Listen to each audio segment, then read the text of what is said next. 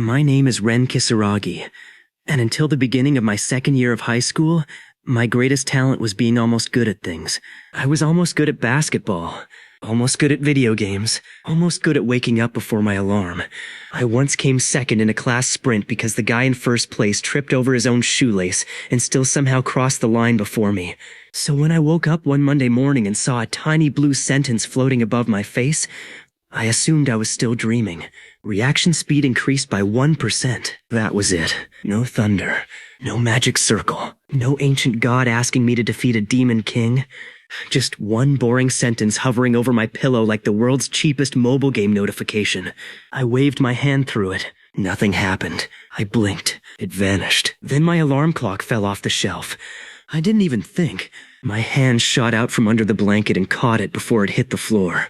I stared at the clock in my palm. The clock stared back with the judgmental red numbers of 6:31. I had never caught anything that smoothly in my life. Last week, someone had tossed me an eraser and I had flinched so hard it bounced off my forehead into a trash can.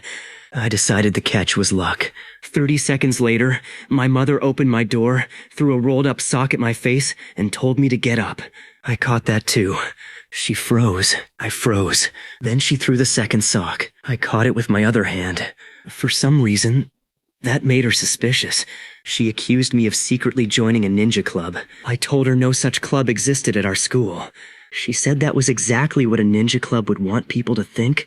That should have been my first warning that my life was about to become ridiculous. At breakfast, a spoon slipped off the table. I caught it without looking. On the way to school, a bicycle bell rang behind me and I stepped aside before the cyclist even shouted. In class, my teacher dropped a piece of chalk and my fingers twitched like I could grab it from 3 rows away. Nothing dramatic happened. I was just slightly sharper. The next morning, the blue sentence appeared again. Reaction speed increased by 1%. Now I was interested. I spent the entire day testing it in stupid ways. I dropped coins and tried to snatch them before they hit my desk. I flicked rubber bands at the wall and caught them on the rebound. I asked my friend Daichi to throw grapes at me during lunch. Daichi did not ask why. This was because Daichi would participate in any experiment if food was involved. By the 10th grape, I was catching them with my mouth. By the 20th, he started throwing 2 at once. I caught both. By the 30th, our class president, Mio Tachibana, marched over and asked why the back corner of the room had become a low-budget circus. At that exact moment, Daichi panicked and threw the entire bunch. I don't know how to explain what happened next. My hands moved before my brain formed a sentence. I slapped 1 grape upward, caught 3 against my chest, pinched another between 2 fingers, ducked 1, bounced 1 off my notebook, and somehow trapped the last one under my spoon. The room went quiet. Daichi slowly raised both hands and said he had just witnessed an awakening. Mio said she had just witnessed a waste of perfectly good fruit. I said I had witnessed nothing because I was still trying to understand what my hands had done. On day 3, another 1%. On day 4, another 1%. On day 5, another 1%. It didn't reset. It stacked. At first, the difference was tiny. A baseball seemed just a little easier to follow. A fly buzzing near my desk looked less random. When someone bumped into me in the hallway, I moved aside without spilling my drink. Then the first week ended. Then the second. By day 15, catching falling objects had become automatic. My mother stopped worrying when plates slipped from her hands because I kept appearing from impossible angles to save them. The first time, she was grateful. The 4th time, she started deliberately dropping plastic cups behind me just to test me. I caught one with my foot. After that, she started telling relatives that her son had developed household object radar. I wanted to deny it, but I was beginning to wonder the same thing. The biggest problem was that my reflexes were becoming faster than my common sense. One morning in the cafeteria, a ketchup packet fell off a tray. I caught it. Unfortunately, another student stepped on the edge of the tray at the same time. The tray flipped. A bowl of curry launched into the air. A carton of milk spun toward Mio. 2 chopsticks flew in opposite directions. A spoon rotated like a tiny silver helicopter. For everyone else, it was chaos. For me, it was suddenly organized. I could see where everything was going. Not because time had slowed down. Not yet. I was just processing the motion quickly enough to understand it. The curry bowl was turning clockwise. The milk carton would hit Mio's shoulder. The spoon was going under the next table. The chopsticks were about to stab a poster of the principal in both nostrils. So I moved. I grabbed the milk. I nudged the tray with my knee. The tray caught the curry bowl. I hooked one chopstick with my sleeve. I trapped the spoon under my shoe. The last chopstick still flew past me, but Daichi leaned forward at the worst possible moment and accidentally caught it between his teeth. Everyone stared. Daichi removed the chopstick from his mouth and looked deeply proud, as if this had been teamwork. That was the day rumors started. Some people said I had been trained by assassins. Some people said I had been bitten by a radioactive table tennis player. One first-year student became convinced I could see 2 seconds into the future. I told him I couldn't. He asked if I already knew he was going to ask that. I walked away because I had no safe answer. By day 27, gym class became a problem. Our teacher decided to play dodgeball. I had always hated dodgeball because the sport was built around publicly discovering who had the survival instincts of a cardboard box. Usually I was that cardboard box. This time, I stood near the back and promised myself I would act normal. That promise lasted 12 seconds. A ball came at my stomach. I sidestepped. Another came at my head. I leaned half an inch. A third bounced off the floor toward my knee. I lifted my leg. Then 3 players from the other team noticed I hadn't been hit and decided to focus on me. This was a mistake. They threw together. Something in my brain clicked. The balls weren't fast. They were lines. I could see the angle from each shoulder. I could see how each wrist twisted. I could tell which ball had backspin and which would dip. I moved through the gaps. One ball passed my ear. One passed under my arm. One skimmed my shirt. The class exploded. Daichi began screaming commentary like he was announcing a championship match. I tried to calm everyone down by intentionally getting hit. That failed too. I picked the slowest ball and stepped into its path. My body betrayed me. At the last instant, my hand came up and caught it. The gym became silent enough to hear sneakers squeak on the other side of the court. Our teacher narrowed his eyes. Then he made the worst possible decision. He joined the other team. Mister Sato had once played college baseball, and he took every gym activity with the energy of a man who believed Olympic scouts were hiding in the ceiling. He grabbed a dodgeball. I saw his shoulder tighten. His hips turned.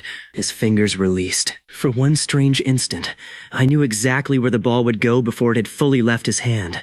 I moved. The ball crossed the court like a cannon shot. It missed me by a full meter. I had dodged before he threw. That was different. Catching something was reaction. Moving before the throw was prediction built from reaction. Mister. Sato's face changed. He threw another. I moved first. Another. I moved first. Then he started grinning in a way no responsible teacher should grin during dodgeball. 5 minutes later, the entire class had become an experiment to hit Ren Kisaragi. They failed. Balls flew from every direction. I ducked, stepped, turned, hopped, and once rotated sideways because 2 balls crossed exactly where my chest had been. I wasn't moving much faster than normal. That was the weird part. I was simply moving at the right time. To everyone else, it looked impossible. To me, it felt like I had been given the answers to a test half a second early. When class ended, I had not been hit once. I was also completely exhausted, because perfect timing did not magically improve my lungs. I collapsed on the floor while Daichi stood over me and declared that my new special move was called tax evasion footwork. I asked what that meant. He said nobody could catch me. Mio told him never to name anything again. That evening I began keeping a notebook. Day 1. Strange message. Slight improvement. Day 10. Grapes fear me. Day 20. Mother weaponizing kitchenware. Day 27. Survived gym class. Teacher may be my natural predator. I didn't know why this was happening. I didn't know if it would stop. I had no mysterious mentor. No secret organization. No magical bloodline that I knew about. I had a normal family, a normal school, and one abnormal sentence waiting for me every morning. Reaction speed increased by 1%. At day 30, I realized the increase was not just making me better at reacting to danger. It was making games unfair. Daichi dragged me to an arcade after school because he wanted to prove there was at least one place where his years of useless training could defeat me.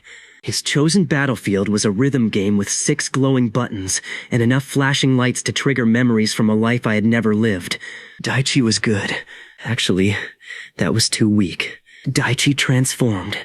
At school, he forgot homework, lost pens, and once searched for his phone while holding it. At the rhythm game, his hands became elegant weapons. He smashed through a difficult song with perfect timing and finished with the smug face of a man who had finally found the one mountain I could not climb. I had never played before. I chose the same song. The music started. Then something hilarious happened. The notes felt slow. Not actually slow, but readable. Every light, every sound cue, every symbol arrived with enough space around it for my brain to separate them cleanly. My fingers didn't know the patterns, so I messed up at first. Then my reactions began correcting the mistakes in real time. By the middle of the song, I stopped thinking. By the end, I had beaten Daichi's score by 11 points. He stared at the machine, then at me, then at the machine again. He said our friendship required a balance patch. We moved to a light gun shooting game. That was worse. Targets appeared. I shot them. Targets appeared behind obstacles. I shot them the instant they became visible. A bonus round threw 20 tiny targets across the screen. I hit 19. I missed the last one because Daichi grabbed my elbow and accused me of becoming downloadable content. We tried air hockey. He lost 7-0.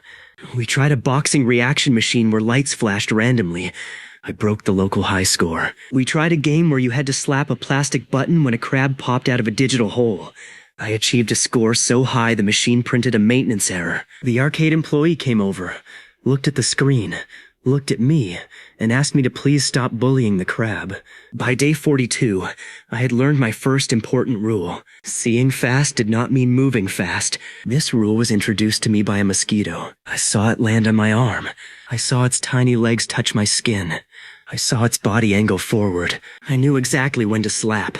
My brain issued the command. My hand moved. The mosquito flew away anyway. I missed by 2 centimeters. I was so offended I followed it around my room for 20 minutes. The mosquito became my rival. I named him General Buzz. Every night for the next week, General Buzz invaded my airspace. Every night, I tracked him perfectly. Every night, my human arm was just a little too slow to close the final distance. This became personal, so I changed my strategy. Instead of trying to chase him, I began predicting where he would move. I watched his flight patterns. I noticed how he changed direction after touching a wall. I noticed he rose slightly before landing. I noticed he liked my left forearm because apparently even mosquitoes had restaurant preferences. On the 7th night, I waited. He landed. I didn't slap at him. I slapped where he was about to go. My hands closed. I opened them. General Buzz was trapped between my palms, alive and deeply confused. I carried him outside and released him with the respect due to a defeated warrior. My mother saw me bow to a mosquito on the balcony. She did not ask. By day 50, my reflexes had become a school attraction. People started testing me between classes. Someone dropped rulers behind my back. Someone flicked bottle caps at me from across the room. A third-year student challenged me to catch a coin after he slapped it off his elbow. I caught the coin, and the other coin he had secretly thrown from his left hand. That made things worse. Soon students were lining up with increasingly stupid challenges. One person threw 6 marshmallows at my face. Another released 3 pens and a keychain at once. Someone rolled a basketball down the stairs while tossing me a juice box. I saved the basketball, caught the juice box, and then realized the person had never explained why either object needed saving. Mio finally stepped in and declared that I was not a carnival game. I thanked her. Then she held a pencil out at shoulder height and dropped it without warning. I caught it. She clicked her tongue. Apparently even class presidents were weak to science. By then, I had started noticing the world in layers. A person walking toward me wasn't just a person. I saw the shift of weight in their hips, the turn of their shoulders, the tiny movement before they stepped left or right. A ball wasn't just flying. I saw it spin, wobble, and arc. A cat preparing to jump would compress its legs for a fraction of a second, and that fraction was becoming obvious to me. I still couldn't read minds, but bodies were becoming loud. Then came day 60. That morning, the blue sentence appeared like always. Reaction speed increased by 1%. I got out of bed. My mother opened the door, and the cup in her hand slipped. That had happened many times by then. Usually I would lunge and catch it. This time, something changed. The cup fell. Slowly, not dramatically, not frozen, just slowly enough that I noticed the gap between one instant and the next. I saw the handle rotate downward. I saw a drop of water separate from the rim. I had time to think. That's weird. Then I caught it. My mother continued speaking as if nothing unusual had happened. To her, nothing had. To me, the world had just shown its first crack. That day, I watched everything. A bouncing ball looked slightly lazy. A bird flapping its wings seemed easier to follow. When Mr. Sato demonstrated a volleyball spike, I could see his palm compress the ball. I was not faster. The world was becoming slower, or maybe my brain was becoming faster than the world could hide. Either way, I went home, opened my notebook, and wrote one sentence across an entire page. Day 60. This is getting stupid. I had no idea how stupid it was about to become. Once I noticed the slowdown, I couldn't unnotice it. That was the annoying part. Before day 60. Fast things were simply fast. Now every quick movement came with extra details my brain had never bothered to show me before. When Daichi sneezed, I could see his face prepare for disaster in stages. When Mio snapped her fingers, I could follow the motion from thumb pressure to release. When our teacher whipped around because someone whispered during class, I saw his tie lag behind him like it had received the command late. It was only a little slower, but that little difference changed everything. By day 68, table tennis became my new favorite form of cheating. Our school had an old table in the recreation room. Daichi claimed he was unbeatable because his uncle owned a sporting goods store and had apparently transferred table tennis knowledge into him through family blood. I accepted his challenge. He served hard. The ball came at me with side spin. I saw it, not just the ball. I saw the exact angle of the paddle, the tiny brush against the rubber, the direction of the spin. I returned it gently to his backhand. He barely reached it. I returned the next shot to the opposite corner. Then the next. I wasn't smashing. I didn't need to. I was placing the ball wherever he was not. After 20 points, Daichi stopped calling it table tennis and started calling it remote-controlled humiliation. Then Mr. Sato walked past, saw the score, and demanded a turn. I should have refused. Instead, I handed him the paddle. Mr. Sato served like the ball owed him money. I returned it. He smashed. I blocked. He changed spin. I adjusted. He tried a short drop shot. I was already moving before the ball crossed the net. Soon a crowd gathered. Mr. Sato began sweating. I was still using the same calm little motions. That was when I understood my second major rule. Reaction speed saved movement. Normal players had to recover because they reacted after seeing what happened. I reacted so early that I barely needed to move. Half a step, a twist of the wrist, a shift of weight. I looked lazy because I was efficient. Mr. Sato looked like he was trying to fight a washing machine during an earthquake. He lost 21-4. The next day, a teacher from the table tennis club came looking for me. Then the badminton coach. Then the tennis coach. Then, for reasons no one could explain, the kendo captain. I spent 1 week being recruited by every club that involved objects moving toward people. The baseball coach was the most persistent. He had heard a rumor that I could dodge pitches before they were thrown. I told him the rumor was exaggerated. He asked if I could hit a fastball. I said I didn't know. 10 minutes later, I was standing in the batting cage wearing a helmet that smelled like 5 generations of bad decisions. The pitcher was a third-year named Goro Shiba. He was famous around school because he could throw close to 140 kilometers per hour, and because he had once hit the vending machine so hard after losing a game that the vending machine gave him 2 drinks. Goro looked at me like I had personally insulted baseball. I had never seriously batted before. He threw. The first pitch looked fast, but not too fast. I saw his fingers leave the ball. I saw the seams spinning. I saw the path. My body, unfortunately, had no idea how to swing a bat correctly. I missed by a kilometer. Everyone laughed. I laughed too. Goro relaxed. That was his mistake. The second pitch came in. This time I focused less on the ball and more on timing. I let it travel deeper. I swung late. Crack. The ball shot backward into the net. Foul. But I had touched it. The coach stopped smiling. Third pitch. I watched. Waited. Swung. Crack. The ball flew straight up the middle and hit the protective screen in front of Goro. He stared at me. I stared at the bat. Daichi, who had somehow appeared despite not being invited, began whispering that I had downloaded baseball. Goro threw harder. I hit another. He threw a breaking ball. I saw the spin and waited for the curve. Hit. He tried a changeup. That was almost insulting. The slower pitch looked like it was being delivered by mail. Hit. Then Goro got serious. He wound up with everything he had. The ball left his hand. And for the first time, I noticed something strange. I had time to look at the seams, not just see them. Look at them. The red stitching rotated in front of me in a clean pattern. I could tell which seam would face me as the ball reached the plate. That was ridiculous. So naturally, I decided to be ridiculous too. I loosened my grip, waited, and tried to tap the ball instead of crushing it. The pitch reached me. I nudged it. The ball bounced softly along the first base line.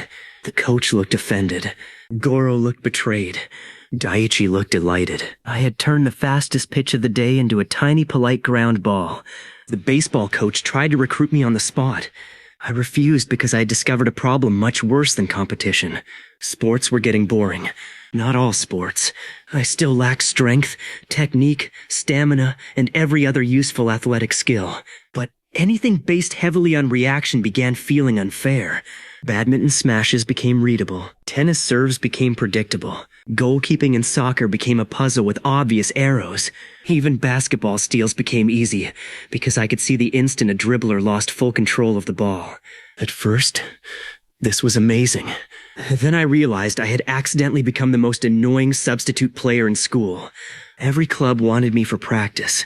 I would show up, ruin someone's favorite move, and leave. The basketball captain tried a crossover on me. I stole the ball before the crossover finished. He tried again. I stole it again. The third time, he just stood there holding the ball and asked me to go away. The soccer club put me in goal. I saved 8 penalty kicks in a row. On the 9th, I pointed left before the striker kicked. He kicked left. I caught it. He sat down on the grass and began questioning free will. The volleyball club tried spiking at me. I dug everything until my arms hurt. Then the captain started aiming away from me. I was already there. By day 80, the only student who still enjoyed challenging me was Mio. Not because she thought she could beat me, because she had changed the objective. She didn't test whether I could react. She tested whether I could be tricked. One morning, she dropped a pen beside my desk. I caught it. While I was looking at the pen, she flicked an eraser toward my forehead. I caught that too. While both hands were occupied, she kicked a bottle cap toward my ankle. I lifted my foot. Then a paper airplane came from behind me. I ducked. I turned around. Daichi was holding a stack of paper airplanes. I realized I had walked into an ambush. For the next 30 seconds, Mio and Daichi attacked me with stationery. Pens, paper, erasers, rulers, rubber bands, sticky notes. Nothing dangerous. Everything annoying. I blocked, caught, dodged, redirected, and once used a notebook to bounce an eraser into Daichi's shirt pocket. Mio stopped the test and wrote something down. I asked what she had learned. She told me my reflexes worked even when my attention was divided. Then she asked how many objects had been thrown. I said 23. She had counted 23 too.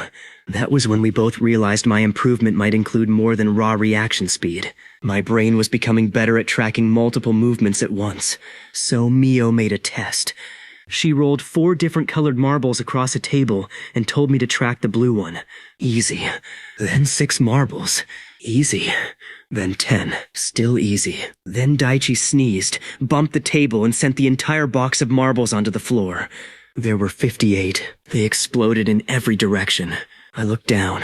My brain did something deeply unnatural. I saw all of them. Not perfectly, but enough. I pointed to where the blue marble rolled under a cabinet. Mio retrieved it. Correct. Then she asked where the red one had gone. I pointed behind Daichi's shoe. Correct. The yellow one? Under the teacher's desk. Correct. Daichi picked up the marble and stared at me like I had become a suspicious household appliance. He asked whether I could track his soul leaving his body. I told him only if it moved quickly. By day 90, my normal morning routine had become a training montage no one else knew was happening. I tossed coins while brushing my teeth. I bounced rubber balls off 2 walls while tying my shoes. I tried to pour cereal while catching falling spoons. The last one went badly because reaction speed did not prevent milk from being milk. My room became filled with tiny homemade training devices. Strings with bells, swinging tennis balls, spinners, a cheap desk fan with colored stickers on the blades so I could test when I started seeing individual rotations. At first, the fan was a blur, and the blur became 3 translucent shapes. Then I could follow one blade. The fan became my calendar. Every few mornings, it looked slower.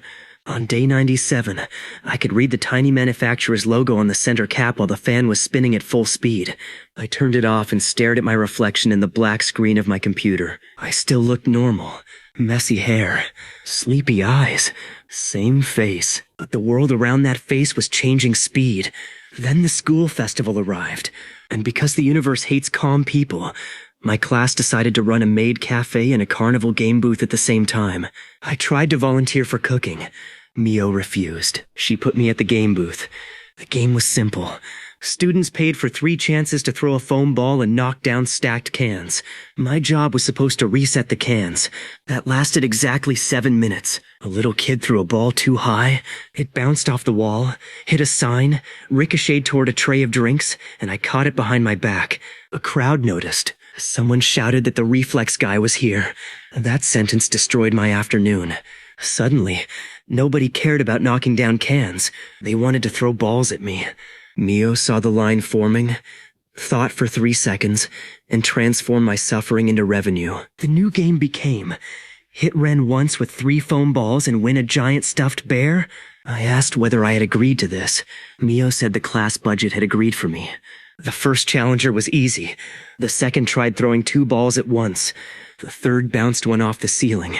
Soon students from other schools arrived. Then adults. Then one little grandmother who threw underhand and nearly got me because I underestimated the angle. She laughed so hard I became afraid of her. The booth turned into an arena. People lined the hallway. Daichi sold snacks and loudly advertised my unbeaten streak. Mio increased the price. I spent 2 hours dodging foam balls while dressed in a black vest because someone had lost my normal festival shirt. At one point, 5 baseball club members pooled their tickets and attacked together. I stepped between the balls. 1 passed my cheek. 2 crossed behind my back. I caught the 4th. The 5th hit a hanging decoration, bounced down, and would have tagged my shoulder. I tilted my head and let it pass. The hallway screamed like I had performed a forbidden martial art. I had moved maybe 20 centimeters. That was the funniest part. The faster my mind became, the less my body needed to do. By late afternoon, my movements looked almost lazy. People threw. I shifted. People aimed. I was already gone. Someone tried a fake throw. I didn't move. He tried another fake. Nothing. He finally threw for real. I leaned aside. He fell to his knees and accused me of disrespecting physics. Then came the festival's surprise challenger. Her name was Yuna Mori, captain of another school's softball team. She had come with friends, heard about me, and apparently decided her personal honor required immediate violence with foam equipment. She stepped to the line and picked up a ball. The room changed. Her posture was clean. Her fingers settled naturally. Her eyes didn't look where she intended to throw. Good. Finally, someone interesting. She started with a normal throw. I dodged. Second throw. She used a weird sidearm release that curved the foam ball slightly. I moved late on purpose and barely avoided it. She smiled. Third throw. She held the ball loosely, started the motion toward my left, then snapped her wrist at the last instant and sent it right. The foam ball came toward my shoulder. For everyone watching, it was fast. For me, it was slower than the pitches I had been studying for weeks. I saw the deception, but instead of dodging, I got an idea. I lifted one hand. The ball touched my palm. I softened the impact, turned my wrist, and redirected it downward without closing my fingers. The ball bounced off the floor, popped back up, and landed in the basket beside me. Silence. Then the hallway exploded. Yuna stared at the basket. I stared too because I had not actually planned the final bounce. Daichi immediately claimed I had used a technique called casual reversal. Mio told him that still wasn't a thing. Yuna left smiling, but Before she walked away, she asked whether I played any official sport. I said no. Her expression became deeply offended on behalf of athletes everywhere. That night, our class counted the money. My suffering had earned more than the maid cafe. Mio bought me a giant stuffed bear with class funds as compensation. I carried it home under one arm. My mother took one look at me and asked whether I had finally joined the ninja club. I told her things were worse. By day 110, punches started looking slow. This discovery happened because Daichi dragged me to his cousin's boxing gym. His cousin Tetsu was an amateur boxer with shoulders like refrigerator doors and the permanent expression of someone who had been told his lunch was stolen. Tetsu had heard about my reflexes and wanted to test me. I did not want to be punched.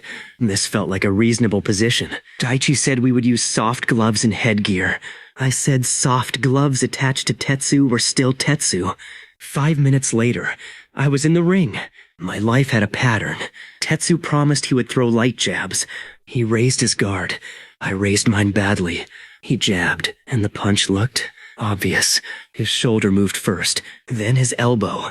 Then the glove traveled forward. It wasn't frozen. It wasn't comically slow.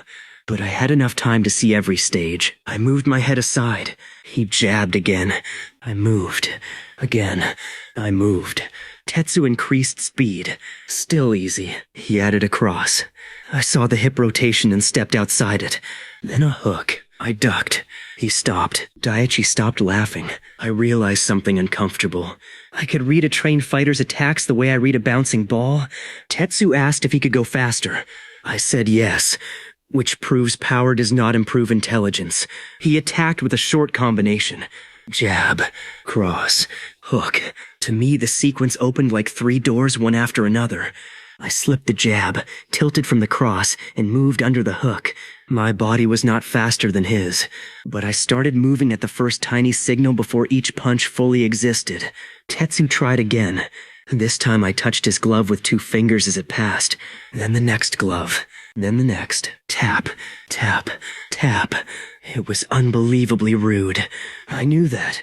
I did it anyway. Daichi made a sound like a dying kettle. Tetsu stared at me. Then he started laughing. He said my defense was disgusting. I took that as a compliment. Then he asked me to hit him back. That was where my confidence died. I threw a punch. He blocked it easily. I threw another. Blocked. I tried a combination. He stepped away and tapped my forehead. I had amazing reactions and absolutely terrible offense. This was useful. It reminded me that my power was not an instant victory button. I could see openings, but my body still had to reach them. I could see a punch coming, but that didn't make my punch stronger. I could understand motion, but technique still mattered. So naturally, I became obsessed with technique. Tetsu taught me basic footwork. Mr. Sato taught me throwing mechanics. The table tennis coach taught me how small wrist angles change spin. The tennis captain showed me how to read a server's grip. I wasn't trying to become an athlete. I was collecting movement like a thief, because every technique became more powerful when I had extra time to see it. A normal beginner watched a demonstration and caught the general shape. I watched and saw the details, where the heel lifted, when the shoulder relaxed, how the fingers released, how the weight transferred. I copied faster than I should have. Not perfectly. My muscles still needed repetition, but my mistakes were obvious to me the instant I made them.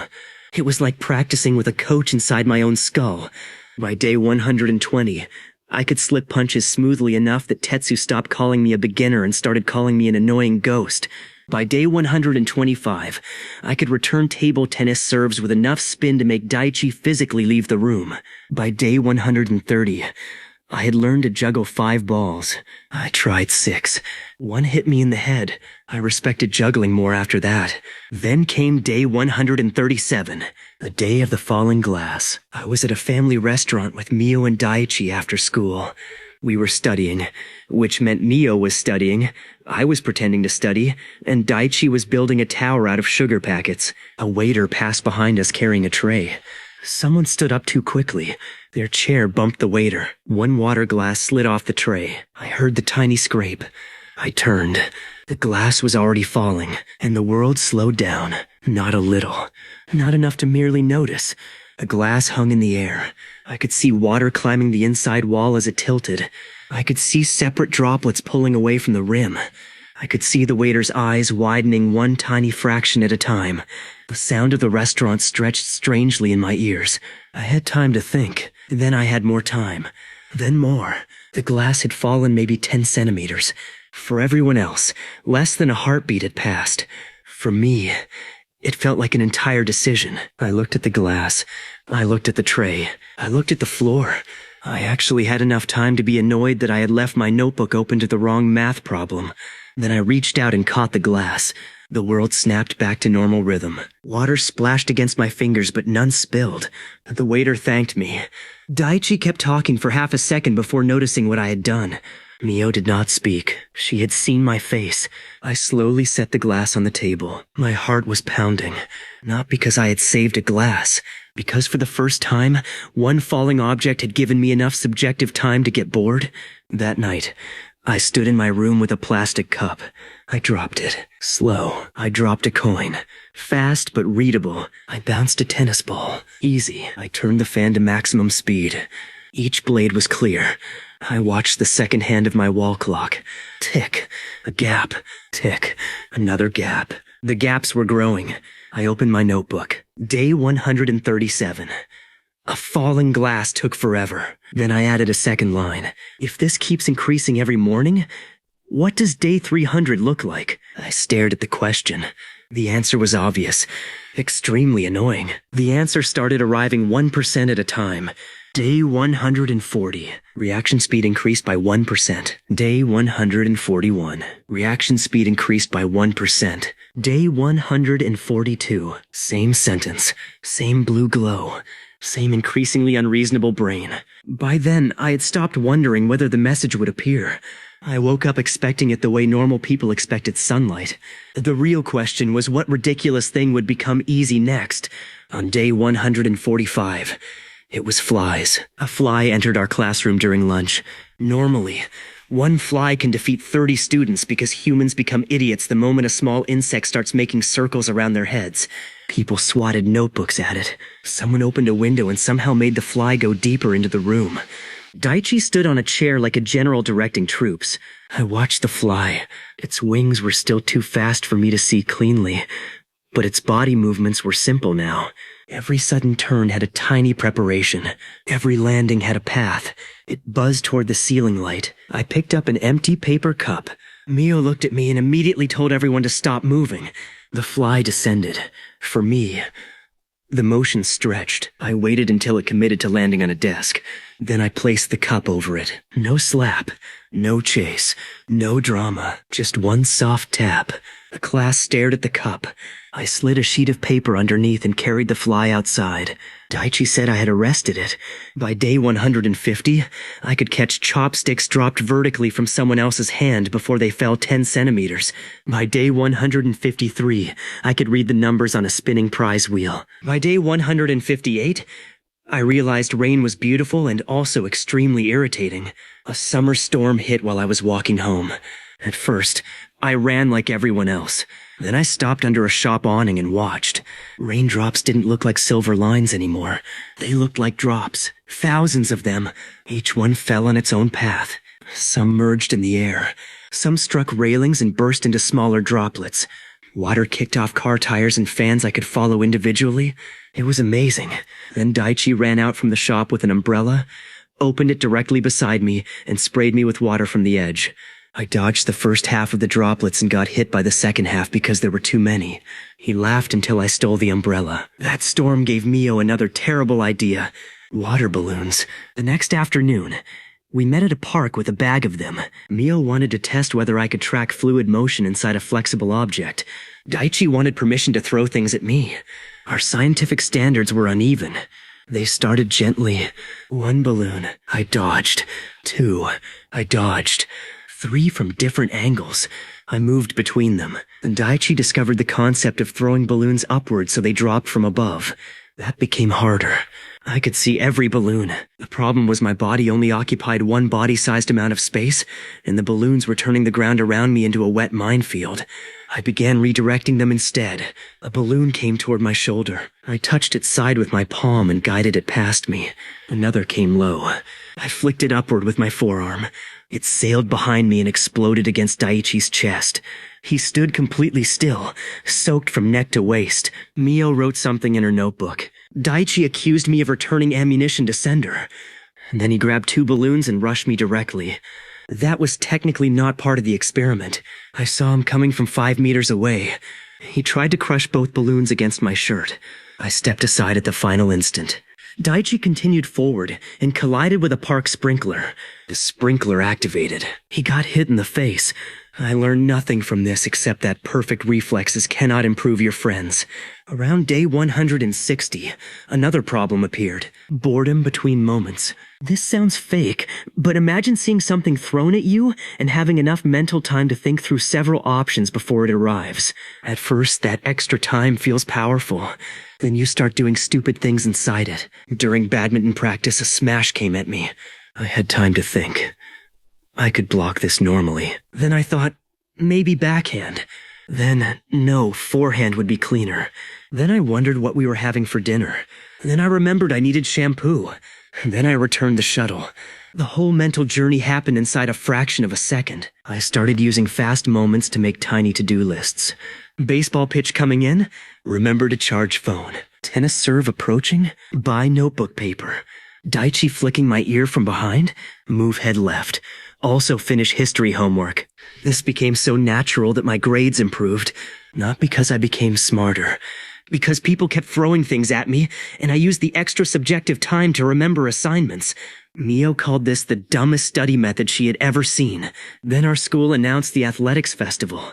Every class had to participate in multiple events, and because I had spent months becoming local folklore, my classmates tried to put me in everything. I refused the distance run because reaction speed cannot negotiate with 5 kilometers. I refused tug of war because seeing the rope slowly doesn't make the other team lighter. I refused the cheer routine because I valued civilization. I agreed to 3 events: the relay, the obstacle course, and a special mixed dodgeball match. Mister. Sato heard about the dodgeball match and smiled. I immediately regretted all previous decisions. The relay came first. Everyone expected me to explode off the starting line like a missile.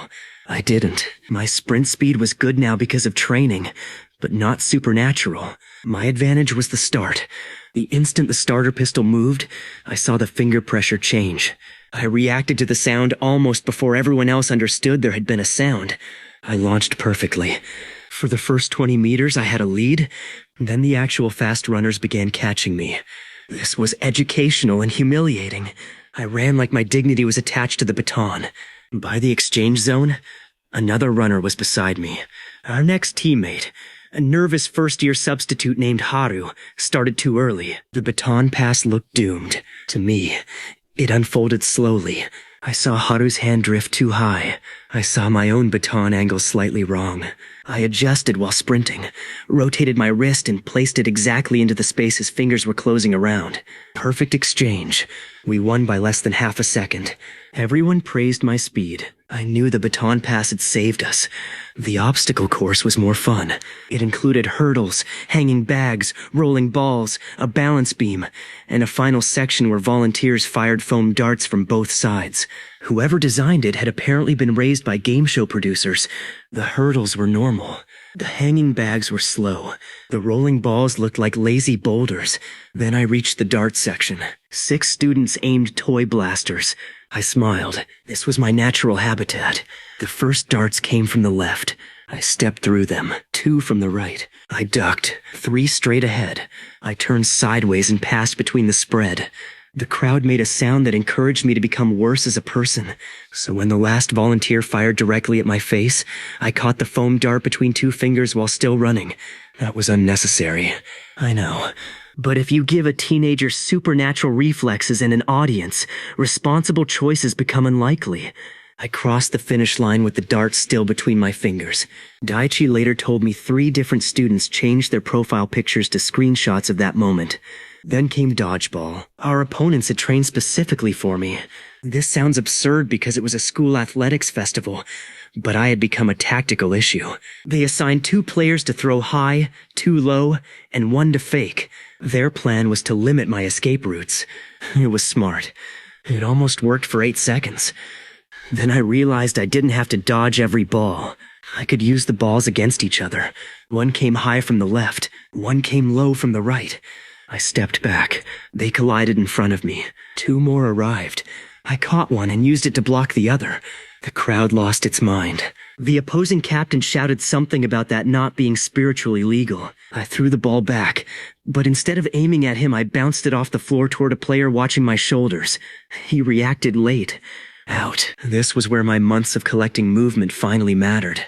I wasn't stronger than everyone. I wasn't faster than everyone. But I could read what people expected. I could see where their attention went. I could act inside the tiny delay between seeing and reacting. To them, it looked like I was moving first for no reason. To me, they were announcing their next action with their whole bodies. We won, Mr. Sato demanded an exhibition match afterward. Mio physically dragged me away before he could organize one. By day 175, clips from the athletics festival had escaped our school. Someone posted my dart catch. Someone posted the dodgeball collision. Someone posted a slow-motion video of me leaning around a ball with the caption, "This guy has spoilers for reality." For 1 week, I became mildly internet famous. Not real famous. The dangerous kind of famous where strangers recognize you only at convenience stores. A university student asked me to catch his falling phone for a video. A middle school kid challenged me to rock, paper, scissors because he thought reaction speed would let me change my hand after seeing his. I explained that rock, paper, scissors did not work like that. He challenged me anyway. I lost 2 rounds because I kept overthinking it. This restored balance to the universe. Then a local variety show contacted the school. They wanted me for a segment about unusual student talents. I tried to refuse. Mio reminded me the appearance fee could fund new classroom air conditioning. Our classroom air conditioner made a noise like a tractor trying to remember its childhood. I accepted. The show prepared 5 challenges. The first was catching falling rulers. Embarrassingly easy. The second was pressing lights as they flashed. Also easy. The third involved a host throwing ping-pong balls from behind a screen at random intervals. I caught them with a cup. The fourth was supposed to be the impossible challenge. They placed me in front of a table with 10 spring-loaded toy snakes hidden under boxes. The boxes would open in random order, and I had to tap each snake's head before it fully popped up. The producer looked very proud of this machine. I looked at the boxes. The first lid twitched. Tap. Second. Tap. Third and fourth together. Tap. Tap. Then 6 lids opened nearly at once. The world slowed. I saw springs extending. I saw plastic snake heads rising. I saw the host's mouth beginning to open. My hands moved from target to target. Tap, tap, tap, tap, tap, tap. All 10 snakes stopped. The producer stared at the machine like it had betrayed him personally. The host asked whether I could do it blindfolded. I said no. That answer disappointed everyone so much I almost apologized for having limits. Then came Challenge 5. They brought out a former professional baseball player named Shinji Kuroda. He was retired, cheerful, and still capable of throwing hard enough to erase my confidence.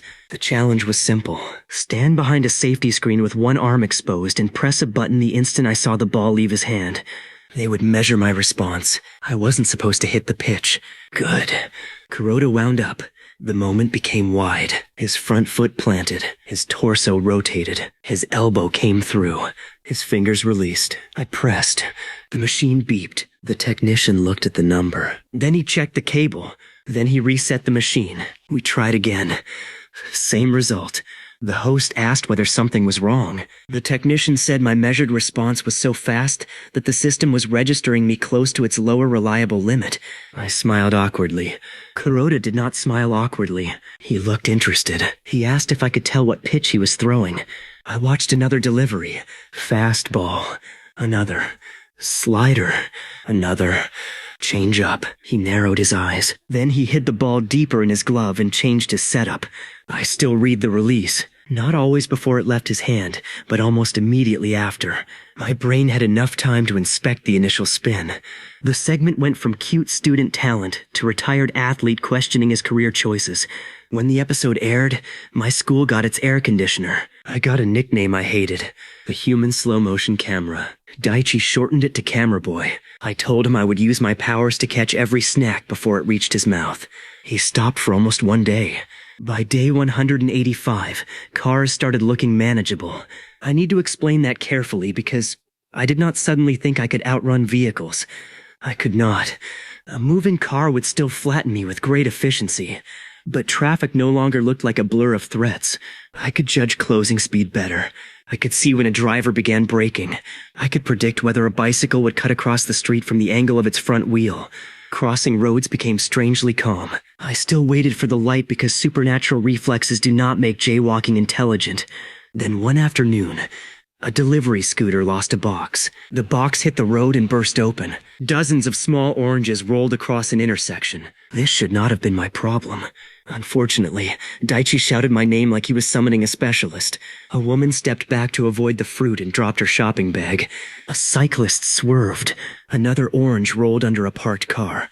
The scene unfolded in clean paths. I grabbed the shopping bag before it hit the ground. I kicked one orange gently away from the cyclist's wheel.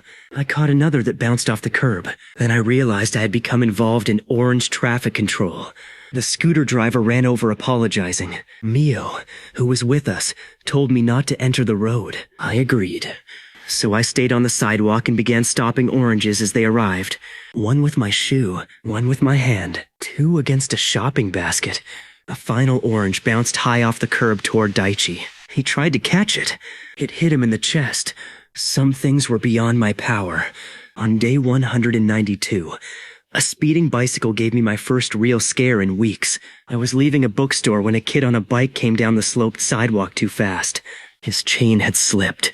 He was panicking. A display sign stood ahead of him, and an elderly man was stepping out of a doorway. The bike was fast, but to me, it wasn't chaos. I saw the path. I saw the kid pulling uselessly at the brake. I saw the old man beginning to turn. I could not stop a bicycle with my bare hands. I could not move the old man and the kid at the same time. So I grabbed the lightweight display sign and yanked it flat. The kid rolled over the spot where it had been, missed the old man by a safe distance, and entered a row of soft promotional flags outside the next door.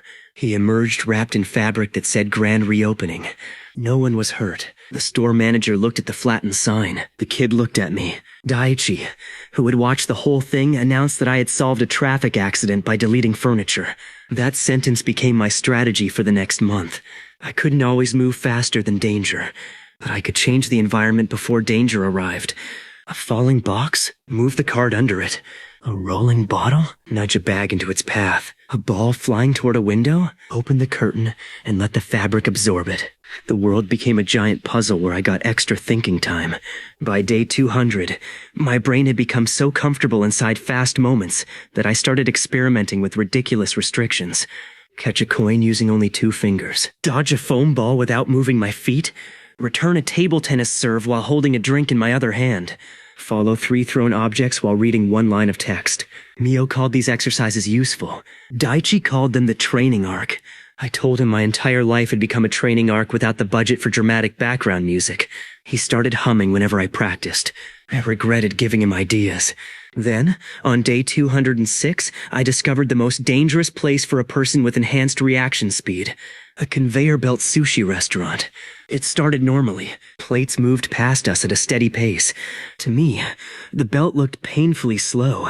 I could inspect every piece of sushi in unnecessary detail before it reached our table.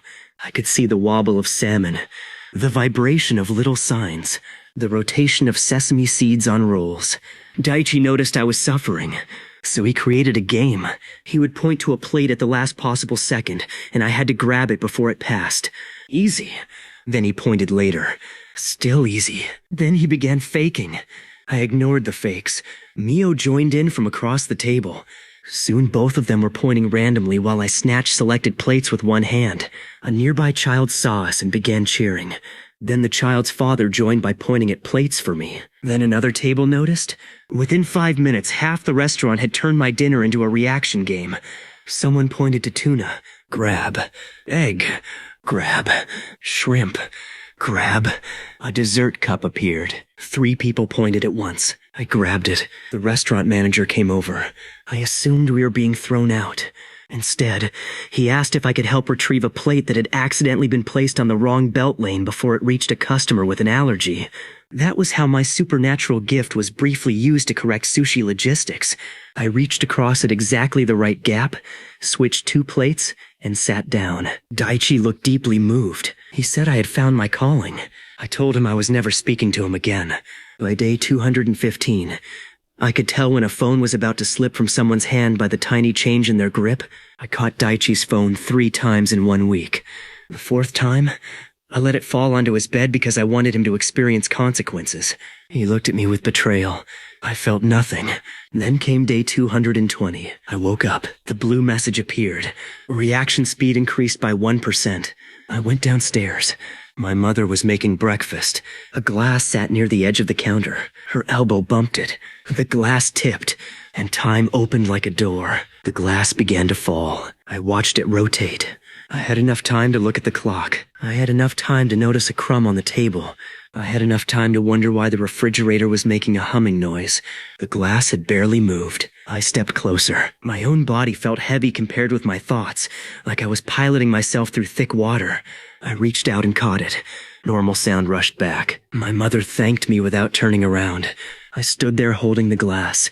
I understood something important. The world wasn't only slowing when I focused anymore. The slow space was becoming my default whenever something moved quickly. I looked at my hand, then at the kitchen clock, then at the morning message fading from the air. Day 300 suddenly didn't seem annoying. It seemed impossible. I decided that if day 300 was going to be impossible, I should at least arrive prepared. That meant training my body. My brain could now issue commands much faster than my muscles could obey them. When something surprised me, I often knew exactly what to do, and then had to wait for my own arm to finish doing it. It was like having a genius commander trapped inside a slightly athletic delivery truck. So I started working on acceleration, balance, flexibility, and short explosive movements. Tetsu made me do footwork drills at the boxing gym. Sato made me sprint. The tennis captain made me practice split steps. Mio made a schedule. Daichi sat on a bench eating ice cream and called himself emotional support. After 3 weeks, I confiscated his ice cream. The improvement was immediate. Not because I became superhuman. I simply stopped wasting motion. I learned how to relax until the exact instant I needed to move. I learned how to push from the floor instead of waving my arms dramatically. I learned how a small head movement could dodge a punch more safely than throwing my whole body aside. My power loved efficiency. The less distance I needed to travel, the more unfair I became. Tetsu discovered this during sparring on day 228. He threw a jab. I moved 2 centimeters. The glove missed. He threw another. 2 centimeters. Miss. He hooked. I dipped just enough. Miss. Then he stopped and stared at me. He said I wasn't dodging anymore. I asked what he meant. He said I was editing. That was a good description. I wasn't escaping attacks. I was making tiny corrections to my position so attacks stopped being true. He threw a combination. I let each glove pass by the smallest possible margin. One brushed my hair. One crossed in front of my nose. One moved past my shoulder. To me, there was plenty of space. To everyone watching, I looked insane. Daichi recorded it and played it back in slow motion. The video looked more dramatic than the real thing because my movements were so late and so small. Tetsu said if I ever became a boxer, every opponent would develop trust issues. I told him I still couldn't punch very hard. He said that somehow made it worse. Around day 230, people began trying to surprise me as a hobby. This was Mio's fault. She had mentioned in class that my reflexes were strongest when I had visual information. Naturally, everyone interpreted that as permission to become a ninja. Students hid behind doors. They tossed erasers from blind corners.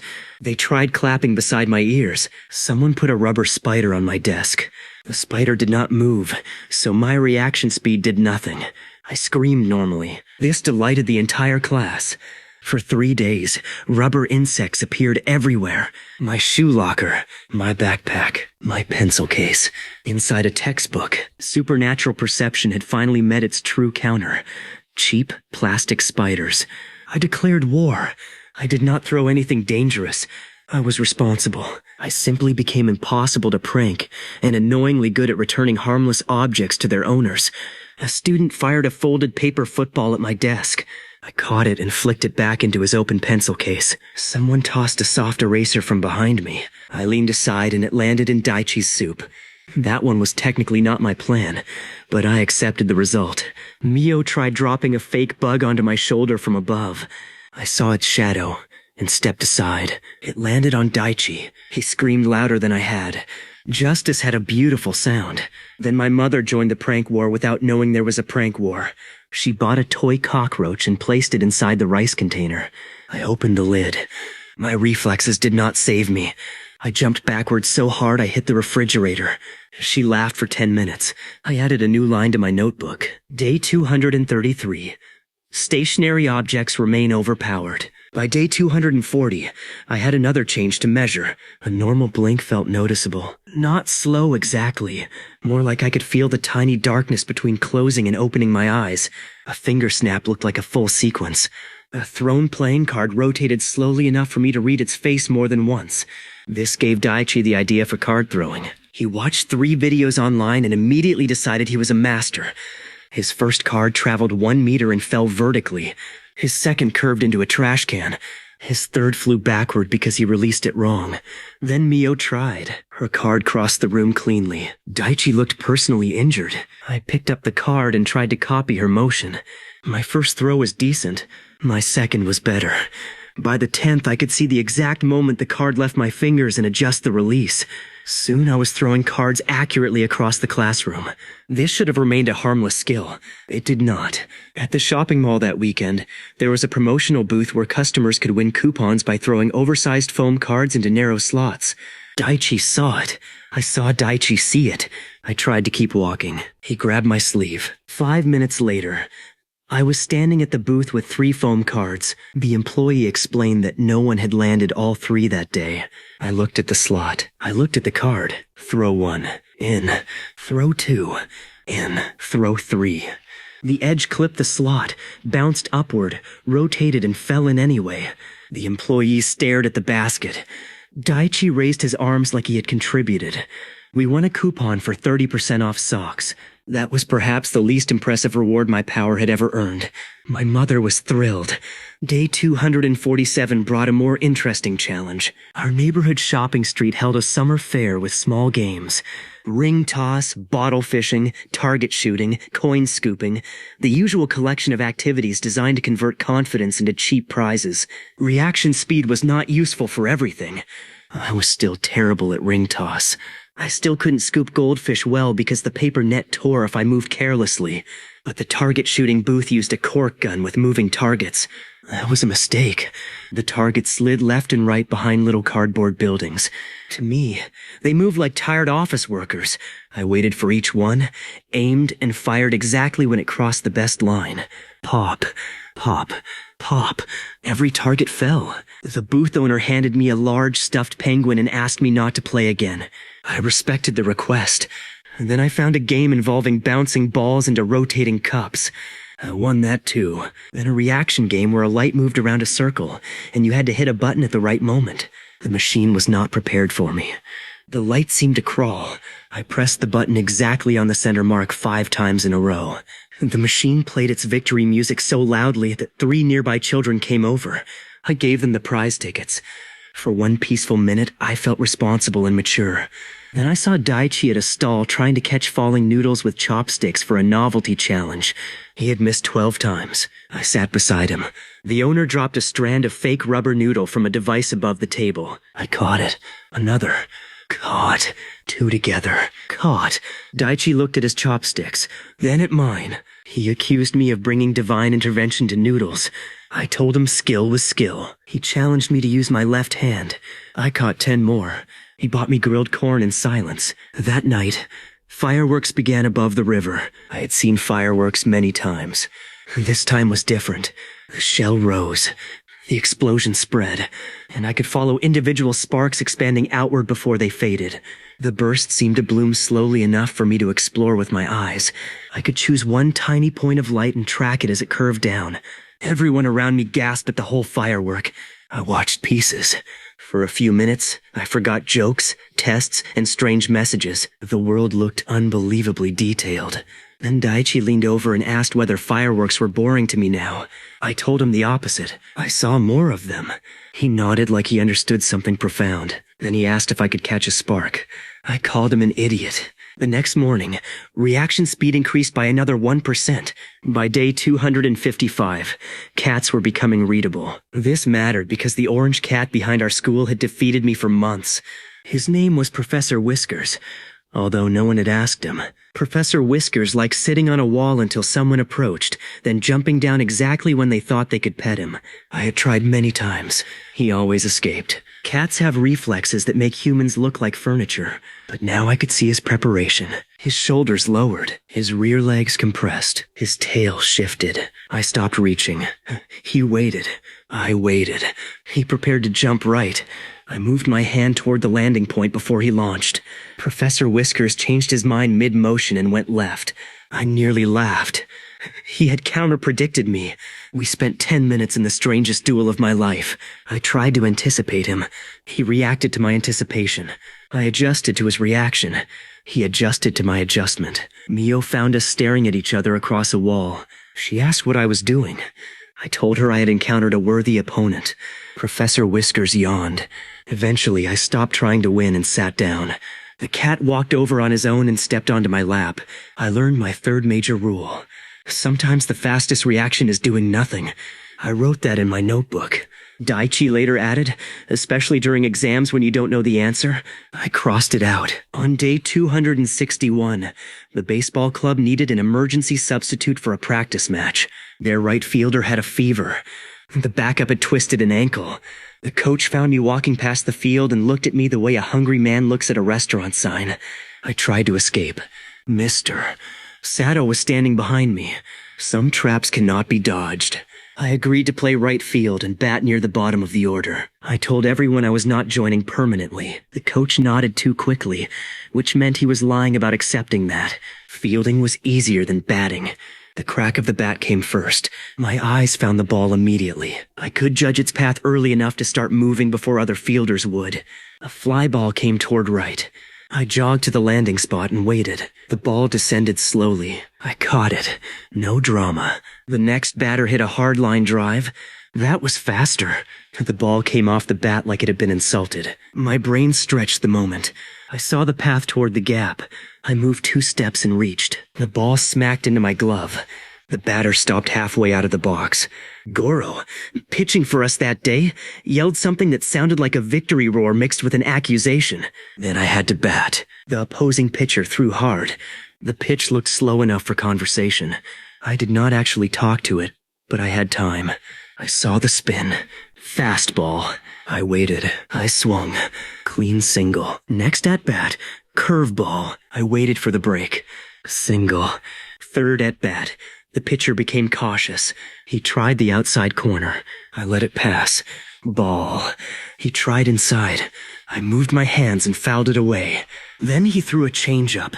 From my perspective, that ball had time to apply for citizenship. I waited so long I became worried I had started too early. Then I drove it into left center. Double. Our bench exploded. I reached second base and immediately discovered that hitting was not the funniest part of reaction-enhanced baseball. Stealing bases was. A pitcher has to move before throwing to the plate. I could see that movement ridiculously early. The moment his balance committed, I knew whether he was going home or turning toward me. I took a lead. He glanced over. I watched his feet. He pitched. I ran. The catcher received the ball and fired to third. I saw the throw while sliding and shifted my hand around the tag. Safe. The third baseman stared at my fingers touching the bag while his glove passed 1 centimeter above them. I smiled apologetically. He did not accept the apology. On the next pitch, I scored on a shallow hit because I started the instant the outfielder committed to the catch angle. We won the practice game. The baseball coach tried to hand me a registration form before I had removed my helmet. I escaped by giving the form to Daichi. He accidentally signed his own name on the emergency contact line.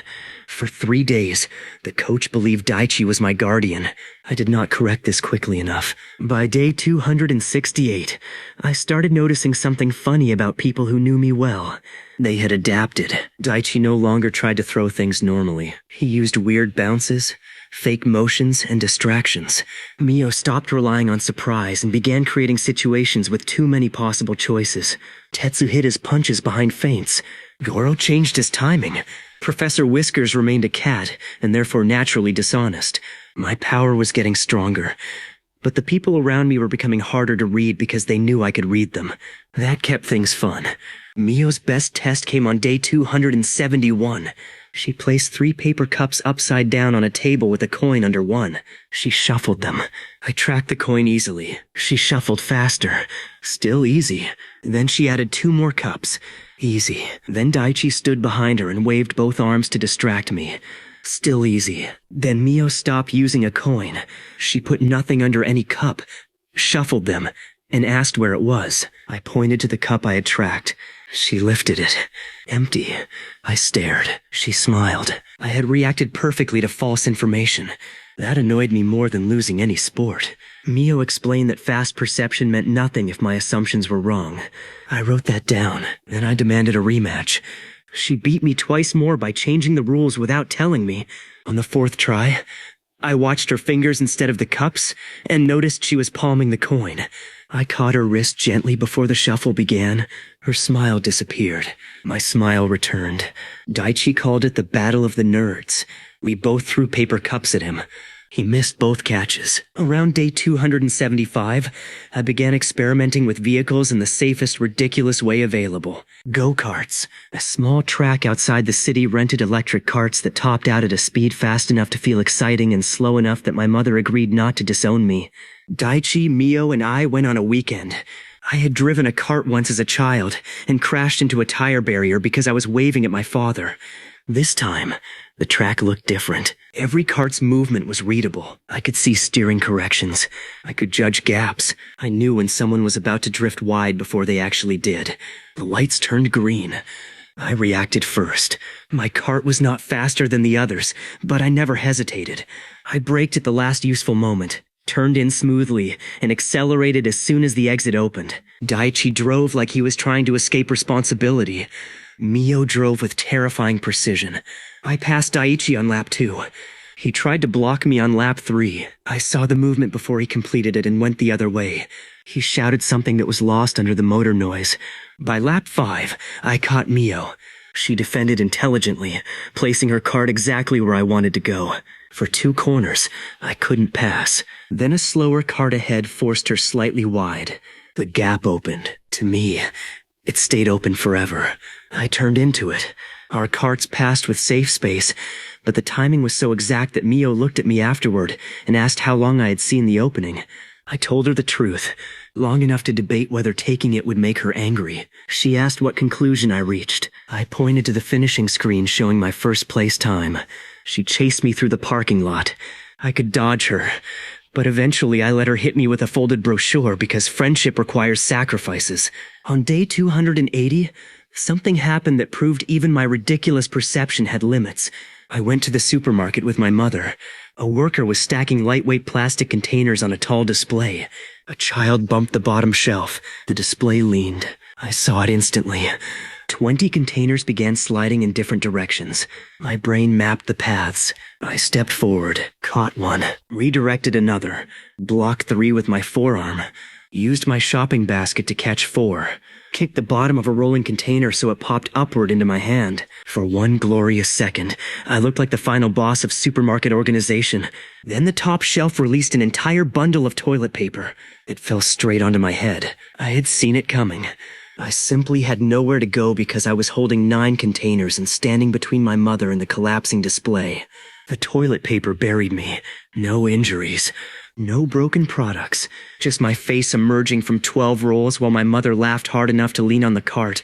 A teenager nearby had recorded everything. The video appeared online that night under the title Reflex Guy Defeated by Bathroom Supplies. It became more popular than my dodgeball clip.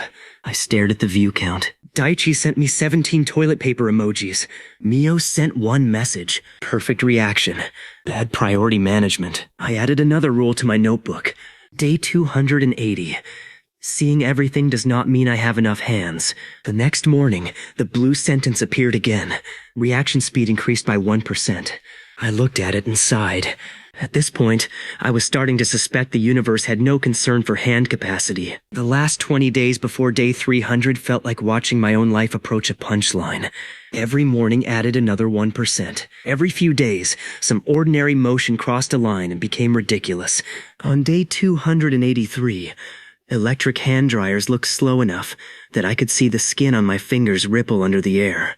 On day 286, I could track individual drops flying off a spinning umbrella. On day 288, I watched Daichi shake a bottle of orange juice and could follow the bubbles moving inside.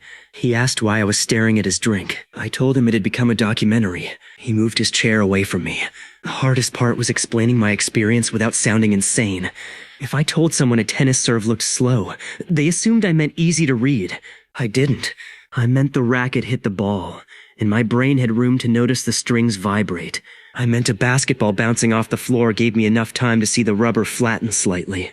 I meant when Tetsu threw a punch, I could notice the fabric folding around his elbow before the glove reached me. The world had not lost speed. It had gained frames. Everything contained extra moments now.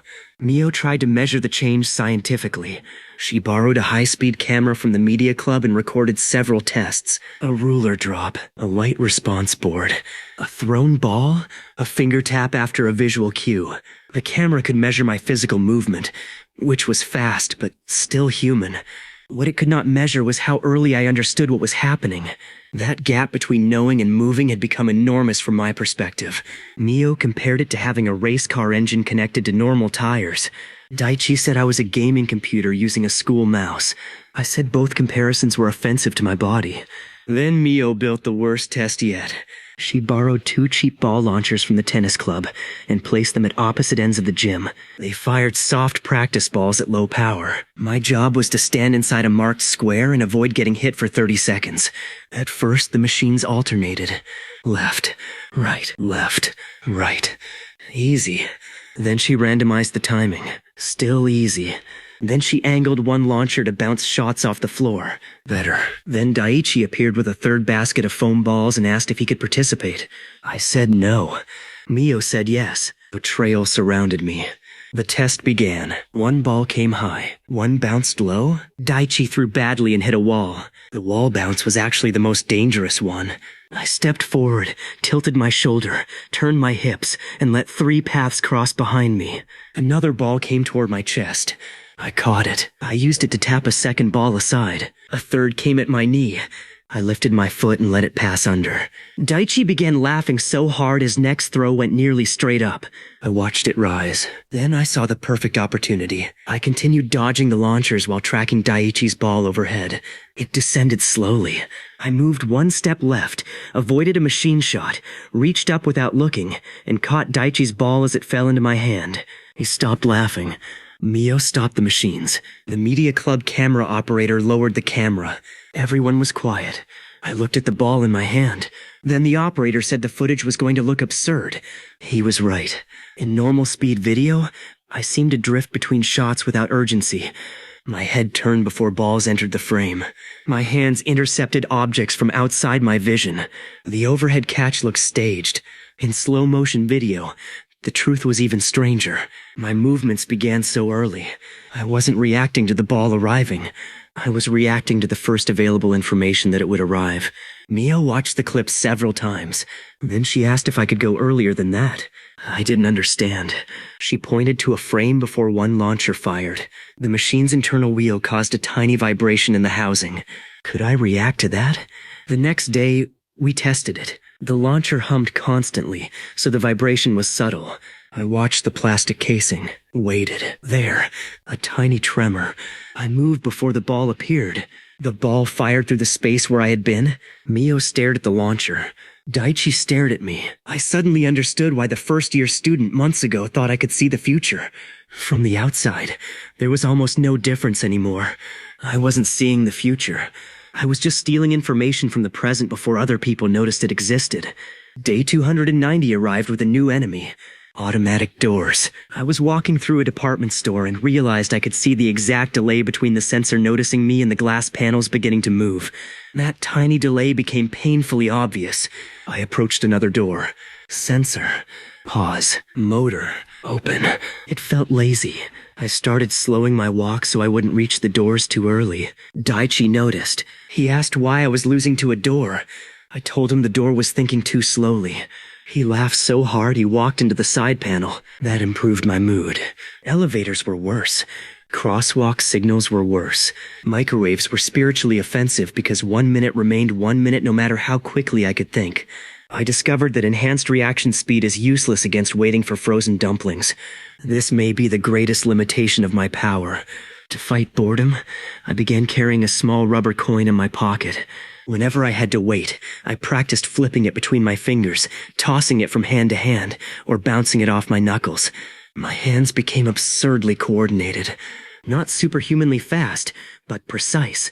I could drop the coin, let it rotate, and catch it on the back of my hand. I could toss it toward a wall, turn around, and catch the rebound behind me after listening to the bounce. That last trick impressed Daichi until he tried it and hit himself in the neck. On day 294, Yunamori returned. I had not seen the softball captain since the school festival. She appeared outside our school holding a ball and wearing the same expression as someone arriving to collect a debt. She had seen my baseball clips. She wanted a rematch. Mio asked what kind. Yuna pointed toward a nearby batting facility. 10 minutes later, I stood inside a cage against a pitching machine set near its maximum speed. Yuna had brought 3 teammates. Daichi had brought snacks. Mio had brought her notebook. Apparently, I was the only person who had not prepared for this event. The machine fired. The ball looked fast, but fast had become a flexible word. I saw the initial direction. I had time to settle my stance. Swing. Contact. The ball slammed into the net. Yuna increased the speed. Another pitch. Contact. Again. Contact. Then she changed the machine to random locations. High. Low. Inside. Outside. My bat met nearly everything. Not always cleanly. Sometimes my body couldn't adjust enough. Sometimes my technique failed. But I could see every mistake before the ball finished passing me. That made correction brutal and fast. Yuna finally asked if the machine could go any faster. The employee said that was the maximum safe setting. Daichi, chewing chips, said we had reached the end of the technology tree. Yuna looked disappointed. I felt weirdly disappointed too. Then one of her teammates had an idea. 2 machines. I said absolutely not. The employee also said absolutely not. So that idea died, proving there were still responsible adults in the world. We settled for alternating pitches from 2 adjacent cages while I stepped between marked batting positions. That was ridiculous enough. Left machine fired. Hit. Step. Right machine fired. Hit. Step. Left. Right. The rhythm became a dance. I wasn't hitting harder. I was simply ready before each pitch arrived. Yuna started changing the timing manually. I adjusted. She delayed 1 pitch. I waited. She fired early. I moved sooner. After 20 balls, I was laughing. This was fun again. Not because I might lose, because there were enough variables to occupy the extra time in my head. When we finished, Yuna said she finally understood what kind of opponent I needed. Not someone faster. More things happening at once. That sentence stayed with me. On day 297, I went looking for more things happening at once. This is how I ended up at a drone racing club run by university students. Daichi knew someone who knew someone, which is how most bad ideas enter my life. The drones were small, protected by plastic frames, and flown through an indoor obstacle course. Pilots watched through camera goggles. I had never flown one. My first attempt was terrible. I reacted too hard to every movement and bounced off 3 gates. The second attempt was better. The camera feed had slight latency, and I could feel it. That was unsettling. I moved the control stick, then waited inside my own perception for the image to respond. It was only a tiny delay in real time. To me, it felt obvious. Once I adapted, the course changed. I could see obstacles coming early. I could make smaller corrections. I could read another drone's direction from tiny changes in its angle. By my 5th run, I was competitive with beginners. By my 10th, the club leader stopped giving me beginner advice. Then they put 4 drones in the air at once. That was perfect. Moving gates, other pilots, lights, tight corners. My brain finally had enough traffic. I didn't win because I still lacked experience, but I avoided collisions that should have caught me. One drone spun out ahead. I saw the rotation begin and changed course before it crossed my path. Another cut low. I climbed. 2 drones entered the same gate. I waited a fraction, slipped through after them, and continued. When I removed the goggles, I was smiling. Daichi asked if I had found a new hobby. I said maybe. Then the club leader showed me the price of racing equipment. I said no. Some threats cannot be dodged. Then day 300 arrived. I woke before my alarm. The blue sentence appeared over the ceiling. Reaction speed increased by 1%. Nothing else happened. No special effect. No congratulations. No achievement badge for becoming incompatible with normal motion. I lay there for a while, waiting for something dramatic. My alarm began to ring. The movement of the little speaker grill was too subtle to see, but the sound itself felt strangely stretched at the beginning, like my attention grabbed it before my brain let the rest of the noise catch up. I turned it off. Then I dropped my rubber coin. The coin fell. Slowly, very slowly. I watched it rotate once. I had time to count the rotation. I watched sunlight reflect off the edge. I thought about catching it. I decided not to catch it yet. The coin continued downward. I changed my mind. I reached. My hand felt heavy and deliberate, but because I had started early, it arrived comfortably. I caught the coin a few centimeters above the floor. I sat there in silence. 300 mornings. 300 tiny increases. The result was not that I lived in permanent slow motion. Calm things remained calm. A person sitting still looked normal. A conversation mostly felt normal unless I focused on mouth movements too closely. But fast events were different. The faster something moved, the more absurd my advantage felt. A falling coin no longer surprised me. A thrown ball became a journey. A punch became an announcement. A speeding car crossing my field of view looked dangerous, but understandable, like a large object following a visible equation. And then my mother shouted from downstairs that I would be late for school. I looked at the clock. My power had once again failed against schedules. I ran. Day 300 should have been a milestone. Instead, it became the day our school received an invitation from a national sports variety program. They had seen my old local television appearance and the newer clips online. They were filming a special episode called Can Anyone Beat the Reflex Student? I hated the title immediately. Daichi loved it so much he printed it on paper and taped it to my desk. Mio removed it because she wanted the tape. The show offered the school a donation for sports equipment. Mr. Sato appeared beside me before I finished reading the letter. I don't know where he came from. I accepted. The filming took place in a studio full of padded equipment, cameras, lights, and professional athletes who seemed way too excited to embarrass a high school student. The first guest was a table tennis player from a national league. The challenge was not a full match. I only had to return 10 serves. That sounded manageable. Then he served. I understood immediately that school-level spin had been a tutorial. The ball curved, dipped, and kicked off the table with violent rotation. I saw everything. That did not mean my paddle could automatically solve it. First serve.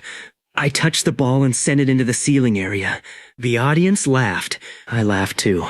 Second serve. Net. Third. Long. I started adjusting. My advantage was learning inside each attempt. I could see how his racket brushed the ball. I could see the spin before bounce. I could see the exact moment my own paddle angle failed. Fourth serve. I returned. Fifth. Returned. Sixth. Returned. By the 10th, we were exchanging short rallies. The professional player smiled in a way that made me nervous. He asked the producers for 5 more serves. They agreed because television has no loyalty. He changed everything. Faster motion, hidden contact, similar setups with different spin. The first fooled me. The second fooled my paddle but not my eyes. The third came back.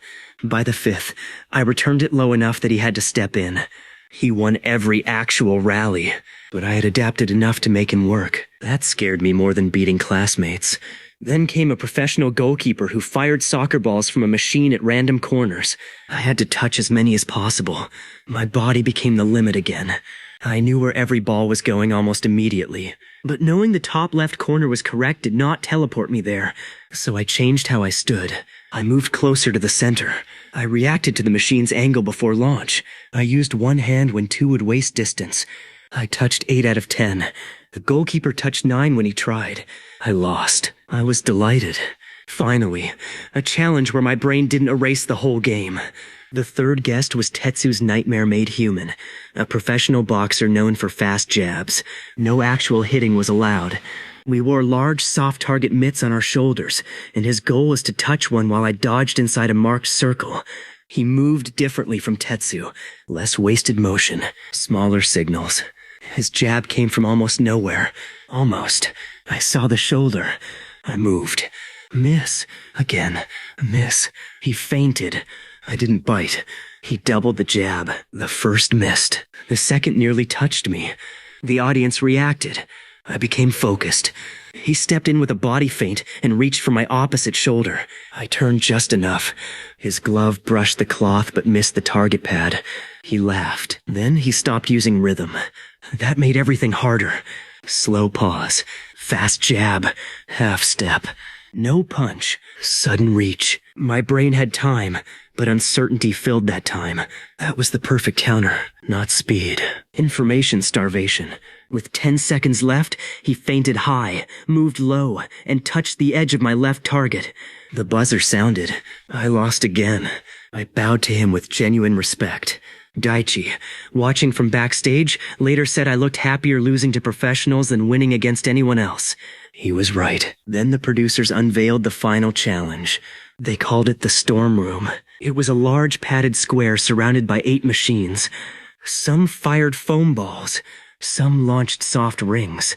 2 dropped lightweight fabric strips from above. Small fans changed the paths unpredictably. Nothing could hurt me. Everything could annoy me. The goal was to remain inside the center circle for 20 seconds without being touched. I looked at the machines. Yuna's sentence returned to me. More things happening at once. This was exactly that. The countdown began. 3, 2, 1. The room exploded into motion. For the audience, objects filled the air. For me, the world opened. A foam ball from the left, a ring from the right. Fabric dropping behind. Fan gust changing the second ring. I saw paths, dozens of them. My brain tracked what mattered. Step right. Tilt. Duck. Lift arm. One ball passed under my elbow. A ring crossed above my head. I used my forearm to redirect another ring into a foam ball. They collided. I stepped through the gap. 5 seconds. More objects. I stopped trying to follow every item equally. I followed threats. Anything that could not reach me disappeared from attention. Anything that could intersect my body became bright in my mind. A ball bounced off the floor. I moved before the bounce finished. A fabric strip dropped toward my shoulder. I exhaled and let it slide past my back. 10 seconds. The machines increased rate. I had not known they would do that. Neither had my dignity. The air filled. For the first time in months, my mind felt crowded. Good. I smiled. A ring came directly at my chest. I caught its edge and turned it sideways. A foam ball passed through the center of the ring. The audience screamed. I had not planned that. It just happened. I dropped the ring. Another ball came low. Jumping would waste too much time. I lifted one heel. The ball passed under. 15 seconds. The world looked like slow-motion confetti. I could hear the audience as one stretched wall of sound. My body moved from correction to correction. Not fast. Exact. 18. A ball came from behind after bouncing off a fan housing. I saw its shadow. I turned. Another came from the front. I stepped sideways. The 2 balls collided where my stomach had been. 19. 3 objects approached at once. No clean gap. I caught one ball, used it to knock a ring upward, then crouched under the third. Buzzer. Everything stopped. I stood inside the circle, holding one foam ball. For half a subjective eternity, the studio was silent. Then normal time seemed to rush back and the audience erupted. The host ran over asking how I had done it. I looked at the ball in my hand. I could not explain the blue sentence, so I gave the simplest true answer I could. I said everything looked slow. The clip spread everywhere. For the next week, strangers online argued about hidden wires, video editing, martial arts training, genetics, and whether I was secretly 3 children moving inside one school uniform. That last theory had disturbing support. My mother watched the episode and said I should have fixed my hair before filming. Parents are powerful in ways no system can measure. Day 306 arrived. Reaction speed increased by 1%. I closed the message. Then I noticed a new problem. The storm room had been fun. Now ordinary life felt even slower by comparison. I had awakened a hunger for chaos. This was not a healthy sentence to write about myself. My solution to the hunger for chaos was supposed to be harmless. I got a weekend job at a family restaurant. This sounds like the opposite of chaos until you have seen a lunch rush. My mother knew the manager, and the restaurant needed temporary help. I figured serving tables would give me movement, variety, and enough normal responsibility to prevent Daichi from signing me up for another televised projectile chamber. For the first hour, I carried water. Easy. Then the lunch rush began. Suddenly, everyone wanted everything. Trays crossed the aisle. Children moved without warning. Chairs slid backward. Cups leaned near table edges. Servers turned corners carrying bowls. A toddler escaped under a table with one shoe and no apparent plan. My brain woke up. This was the storm room with soup. I loved it. A server came around a corner too quickly. I saw the tray tilt. My left hand steadied the tray while my right hand moved my own water pitcher out of the collision path. A child kicked a spoon off a table. I caught it against my shoe, lifted it, replaced it with a clean spoon, and continued walking. A customer reached backward without looking while I passed with drinks. I stopped before their elbow moved into the aisle. They never knew. 3 minutes later, someone dropped a napkin holder. Catch. A menu slid off a chair. Catch. A lemon rolled from the kitchen counter. Foot stop. A stack of plastic cups leaned, one finger to the side. I was not working faster than the experienced servers. I was deleting accidents before they happened. The manager noticed after I prevented my 7th spill. He asked whether I had worked in restaurants before. I said no. He stared at me for a long moment and then moved me to the busiest section. This was either trust or punishment. By 2 o'clock, I was carrying 3 plates on one arm and a drink in the other hand. A little boy ran into the aisle chasing a toy car. I saw him before his mother did. I shifted left. A chair moved out behind me. I shifted right again. One plate began sliding. I tilted my forearm. The plate settled. The boy passed safely. I delivered the food without spilling anything. The customer looked at the plates and complimented my balance. Inside my head, I had just completed a tactical operation involving pasta. Then came the disaster table. A family of 8 had pushed 2 tables together. One child knocked over a water cup. Another reached to save it and hit a bowl. The bowl hit a spoon. The spoon flipped into a glass. The glass tipped toward the edge. A chain reaction. To everyone else, one child had spilled water. To me, I saw the entire future of the table unfold in the first half second. I moved. Napkin under water, hand on bowl, finger against spoon, other hand around glass. The whole chain stopped. The first cup still spilled because I cannot negotiate with water after it leaves the container. But nothing else fell. The father looked at me, then at the table, then asked if the restaurant included a magician. I told him only on weekends. That was more dialogue than I usually risked with customers. The job became my secret training ground, not because objects moved extremely fast, but because many things moved at once and I had to decide which mattered. Mio had been right. Assumptions mattered. Priority mattered. Attention mattered. I learned to ignore harmless motion. A waving hand was not a threat. A child rocking a chair might become one. A cup near an elbow mattered more than a fork safely in the center of a table. My power became less like seeing everything and more like sorting reality. This made me terrifyingly good at noticing when people wanted service. The customer would begin looking around and I was already approaching. Someone lifted an empty water glass and I had the pitcher ready. The manager started scheduling me during peak hours.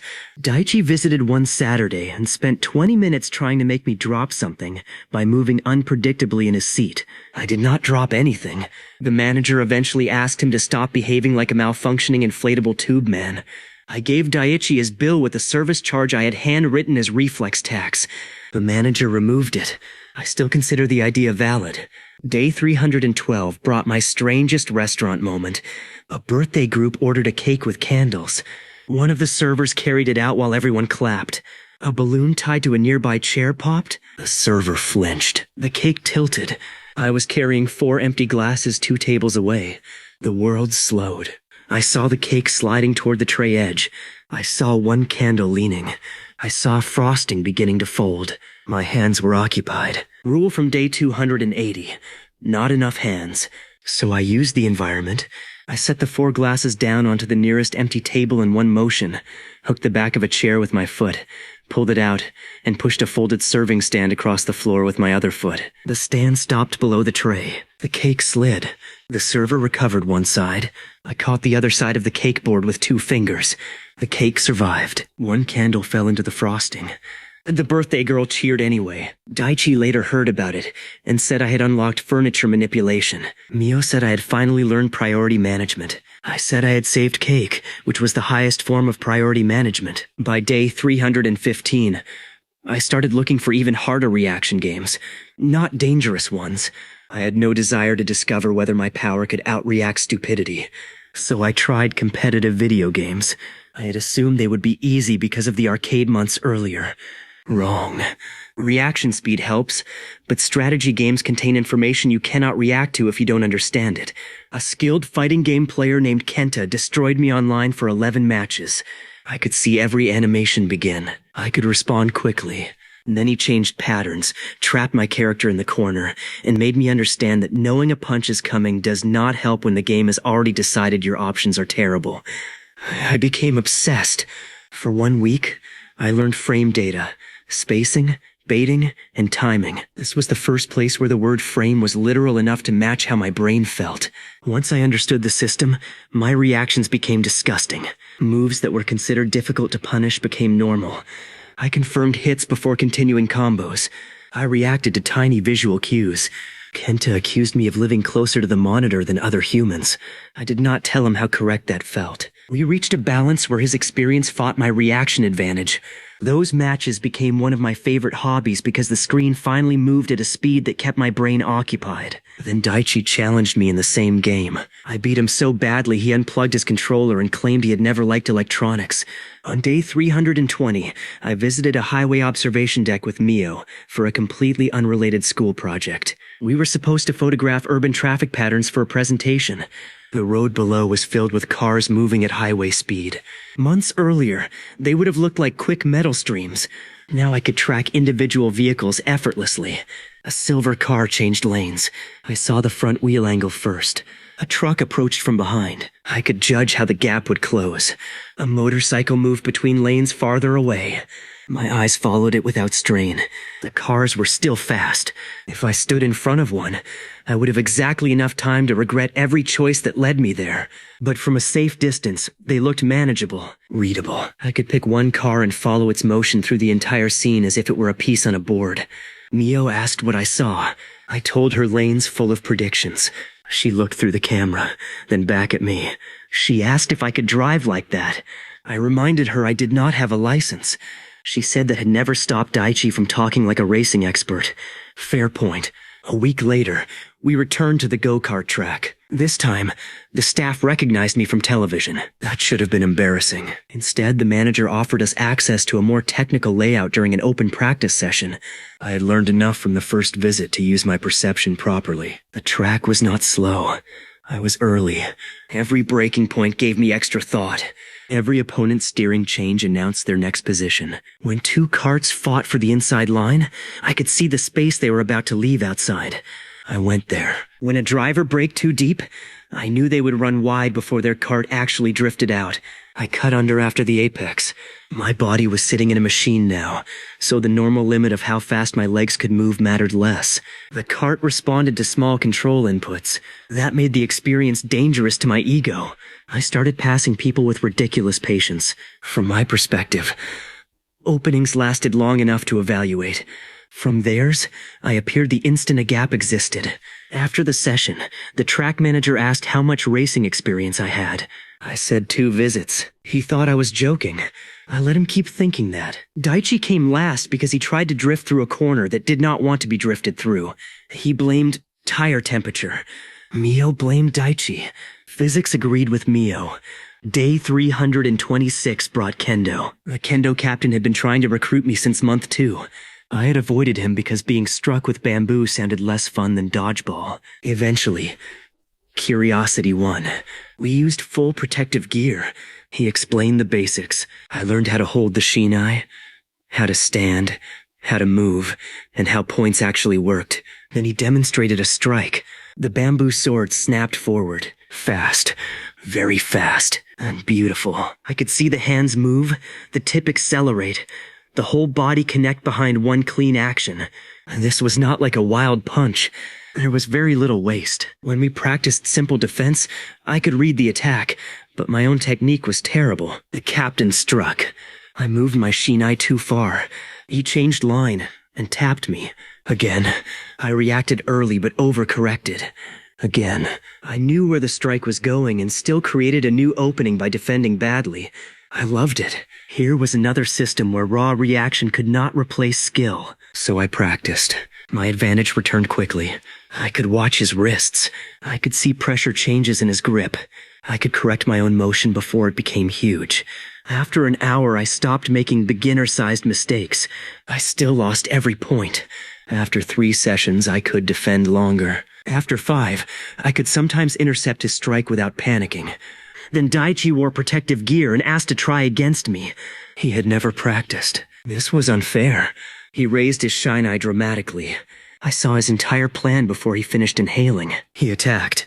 I stepped aside and lightly tapped his side. He attacked again. Tap. He tried a spinning move he had seen in a show. The kendo captain stopped the match and told him never to do that again. Daichi declared traditional martial arts hostile to creativity. The captain declared Daichi hostile to traditional martial arts. I considered both statements accurate. By day 330, my notebook had become thick enough to look important. The early pages were simple. Catch spoon. Dodgeball. Grapes fear me. The later pages were filled with diagrams, timing notes, observations, and increasingly weird measurements. I had charts for reaction tests, notes on visual prediction, lists of activities that still challenged me. One page titled Things My Power Cannot Solve included algebra, spicy food, mosquitoes when the lights are off, stationary rubber insects, waking up motivated, and my mother's ability to know when I had left a cup in my room. That last ability remained unexplained. Mio borrowed the notebook one afternoon and spent nearly an hour reading it. She noticed something I had missed. My biggest improvements no longer came from faster test results. They came from how many things I could track and how early I could act. The physical gap between my first months and now was large, but not impossible. The mental gap was absurd. On day 50, I caught what fell. On day 100, I predicted where it would fall. On day 200, I manipulated what it would hit. Now I was choosing among several possible futures of motion before anyone else noticed a problem. Mio said I should stop calling it reaction speed. I asked what else to call it. She thought for a moment and said motion processing. Daichi overheard and suggested ultra instinct but legally distinct. We ignored him. Then day 334 proved Mio's point. The school photography club was taking a group picture in the courtyard. 40 students were arranged on risers. A teacher stood beside a camera on a tripod. I was passing nearby when a strong gust of wind hit. The large reflector screen beside the camera tipped. At the same moment, several papers flew from a folder. One student stepped backward to catch them, and a water bottle rolled toward the edge of a riser. None of those things alone was a serious problem. Together, they were about to create a perfect comedy collapse. The backward step would hit the bottle. The bottle would roll under another student's shoe. The reflector would fall into the teacher. The teacher would grab the tripod. The camera would tip. I saw the chain. I didn't rush toward the camera. That would have been too late. I kicked the rolling bottle sideways first. It moved away from the student's heel. With the same step, I caught the edge of the reflector before it fully tipped. The teacher never grabbed the tripod. The student stepped back safely. The paper still flew everywhere. I caught one against my chest. The rest scattered across the courtyard because I had learned not to waste hands saving harmless paper while expensive cameras existed. Mio, watching from nearby, nodded once. Priority management. I was evolving. Daichi chased one paper for 30 meters and ran into a hedge. He was not. On day 338, the National Variety Show invited me back for a short follow-up segment. I almost declined. Then they described the challenge. A professional tennis server would hit balls toward a large target wall. I would stand behind a protective net with a handheld pointer and indicate where I believed each serve would land before the ball crossed the net. I did not have to touch anything. Pure perception. That sounded perfect. The server warmed up. The speed display showed numbers that made the audience react. I watched his body. First serve. His toss location, shoulder angle, racket path, and contact point gave me a prediction. I pointed low left. The ball hit low left. Second. High right. Correct area. Third. I pointed center right. The ball clipped closer to center than I expected. Not perfect. Good. Then he changed serve types. More spin. Different tosses. Similar body setups. I started relying on the ball immediately after contact. For me, there was enough time between racket contact and net crossing to inspect direction and early curve. Point, point, point. The host began laughing because my finger moved almost at the same moment the ball left the racket. The final serve was the fastest. The server went all in. The racket came through. The ball compressed against the strings. For one clear mental instant, I could see the deformation. Then release. My finger moved. Top left. The ball hit the top left target. The studio replay showed my hand begin pointing before the audience had reacted to the sound of contact. The host asked if I was sure I couldn't see the future. I said I was very sure because I still never knew what Daichi was going to say next. The camera cut to Daichi in the audience wearing a hat shaped like a tennis ball. My evidence was strong. Day 340 arrived quietly. That was when I noticed another strange thing. When I was startled, my perception accelerated more than when I was calm. The morning 1% increase seemed permanent. But attention still mattered. If I watched a ceiling fan casually, it looked slow. If something suddenly flew toward my face, the moment stretched farther. My brain had developed gears. Normal mode. Focused mode. What Daichi called incoming object panic mode. I hated the name, but it was accurate. To test it, Mio used a simple setup with lights. I stared ahead without knowing which side would flash. When the cue surprised me, my subjective experience seemed to widen sharply. My physical response was only a little better, but I remembered far more detail from the instant. That meant adrenaline or attention was multiplying the usefulness of my power. It also meant I should never drink too much coffee. I tested that once. My mind became so alert that a bouncing pen looked disrespectfully slow, and I reorganized my desk 3 times before lunch. Never again. Day 347 gave me the funniest proof of my new gears. I was walking with Daichi when he suddenly shouted that a bird was going to hit me. My perception snapped open. I turned. There was no bird. Daichi laughed. Then a real pigeon flew out from behind a sign toward his head. I saw it. He did not. I grabbed the back of his jacket and pulled him half a step down. The pigeon passed over his hair. Daichi froze. I stared at him. He stared at the pigeon. Then I told him the universe had fact-checked his prank. He apologized to birds generally.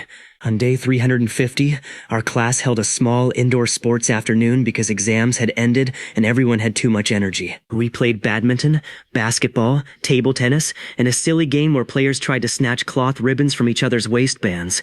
I was banned from table tennis after winning 6 points using a paperback book instead of a paddle. I was banned from goalkeeper duty in a mini soccer game after saving a shot while tying one shoelace. I was banned from the ribbon game after I collected 3 ribbons before anyone touched mine. Mio said banning me from activities was becoming more efficient than balancing teams. So I volunteered to referee. That was worse. I could see every tiny foul, every foot over a line, every ball that touched a fingertip before going out, every questionable dodgeball graze. Within 10 minutes, both teams were angry with me. I resigned. Daichi declared that absolute perception made me incompatible with fun rules. For once, he might have been right.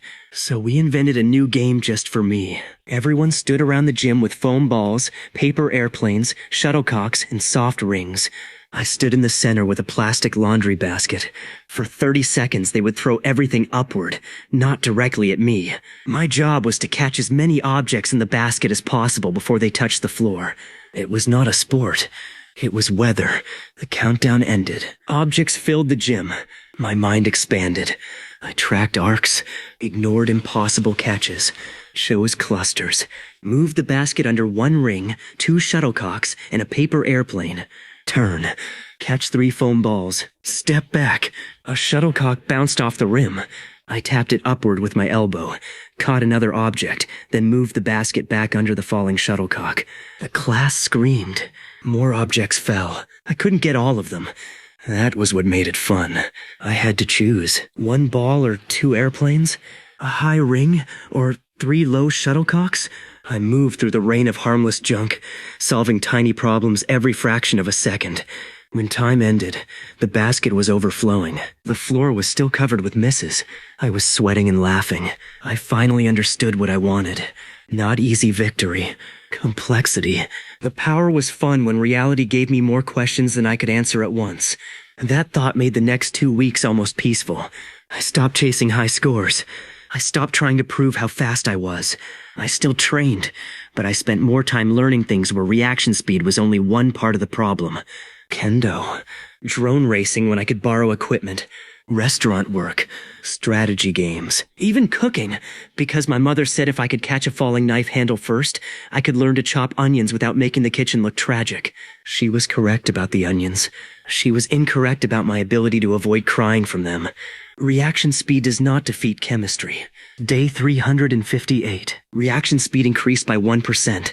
Day 359. Again. Day 360. Again. The world kept opening.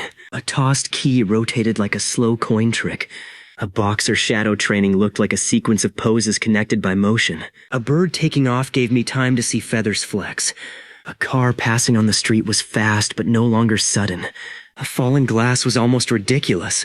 On day 362, Daichi accidentally knocked one off a restaurant table. I watched it fall. I had time to look at him. He had time, from my perspective, to very slowly begin making a horrified face. I looked back at the glass. Still falling. I adjusted my chair. Still falling. I reached under the table. Still falling. I caught it just above the floor. When normal time returned, Daichi's face finished becoming horrified. I placed the glass back on the table. He stared at me. I told him that one had felt rude. He asked how long it seemed to fall. I tried to answer. There was no useful unit. Long enough to get impatient. That night, I opened the first page of my notebook. Day 1. Strange message. Slight improvement. I laughed. Slight improvement had become the understatement of my life. I turned through the pages. Grapes. Dodgeball. Mosquito. Falling glass. Boxing. Baseball. Traffic. Toilet paper defeat. Storm room. Restaurant cake. Every page was proof that 1% sounded small only when you forgot to keep counting. Then day 365 arrived. 1 full year. I woke before dawn. For some reason, I was excited. I had expected the usual message. Reaction speed increased by 1%. The blue words appeared. Reaction speed increased by 1%. I smiled. Then a second line appeared underneath. That had never happened before. I stopped breathing for a moment. The new sentence was simple. Perception synchronization threshold reached. I sat up. The words faded. I waited. Nothing else appeared. No explanation. No tutorial. No helpful button labeled "What does that mean?" I spent breakfast staring suspiciously at spoons. Nothing happened. I dropped my rubber coin. Slow. As expected. I bounced a ball. Slow. As expected, I watched the fan. Very slow, as expected. Maybe the second line meant nothing important. Maybe it was just a milestone. Maybe some invisible system designer had finally decided to congratulate me after a year of terrible customer service. I went to school. The first morning after break was noisy. Students filled the halls. Teachers carried papers. Chairs scraped. Someone was already running even though running in the hall was banned. Everything looked normal by my new definition of normal. Then I reached my classroom. Mio was organizing handouts. Daichi was trying to balance a ruler on his nose. Mr. Sato passed the open door carrying a box of sports equipment. A first-year student hurried behind him and bumped the doorframe. The box tilted. A tennis ball fell out. My attention snapped toward it. Focused mode. The world slowed. The tennis ball drifted downward. Daichi's ruler began to slide from his nose. A loose sheet of paper floated from Mio's desk. Every motion stretched into thick, quiet time. Normal. Then someone walked through it. Not slowly. Normally. A girl I had never seen before stepped into the classroom doorway. Everyone else was nearly frozen inside my accelerated perception. The falling tennis ball had barely moved. The paper hung in the air. Daichi's ruler was still beginning its fall. But this girl moved at ordinary walking speed. My brain refused to understand what my eyes were showing me. She wore our school uniform. Dark hair tied loosely behind her head. A transfer student folder under one arm. Completely calm expression. She walked past the falling tennis ball. Then she stopped. She looked directly at me. Not past me. At me. Inside the slow world. My skin went cold. For 1 year, everything fast had become slower. No person had ever moved normally inside that space. The girl's eyes shifted toward Daichi's falling ruler. She reached out. Her hand moved cleanly through the stretched moment. She caught the ruler before I could even decide whether to move. That was impossible. Not difficult. Not surprising. Impossible. My reaction speed had been increasing every morning for 365 days.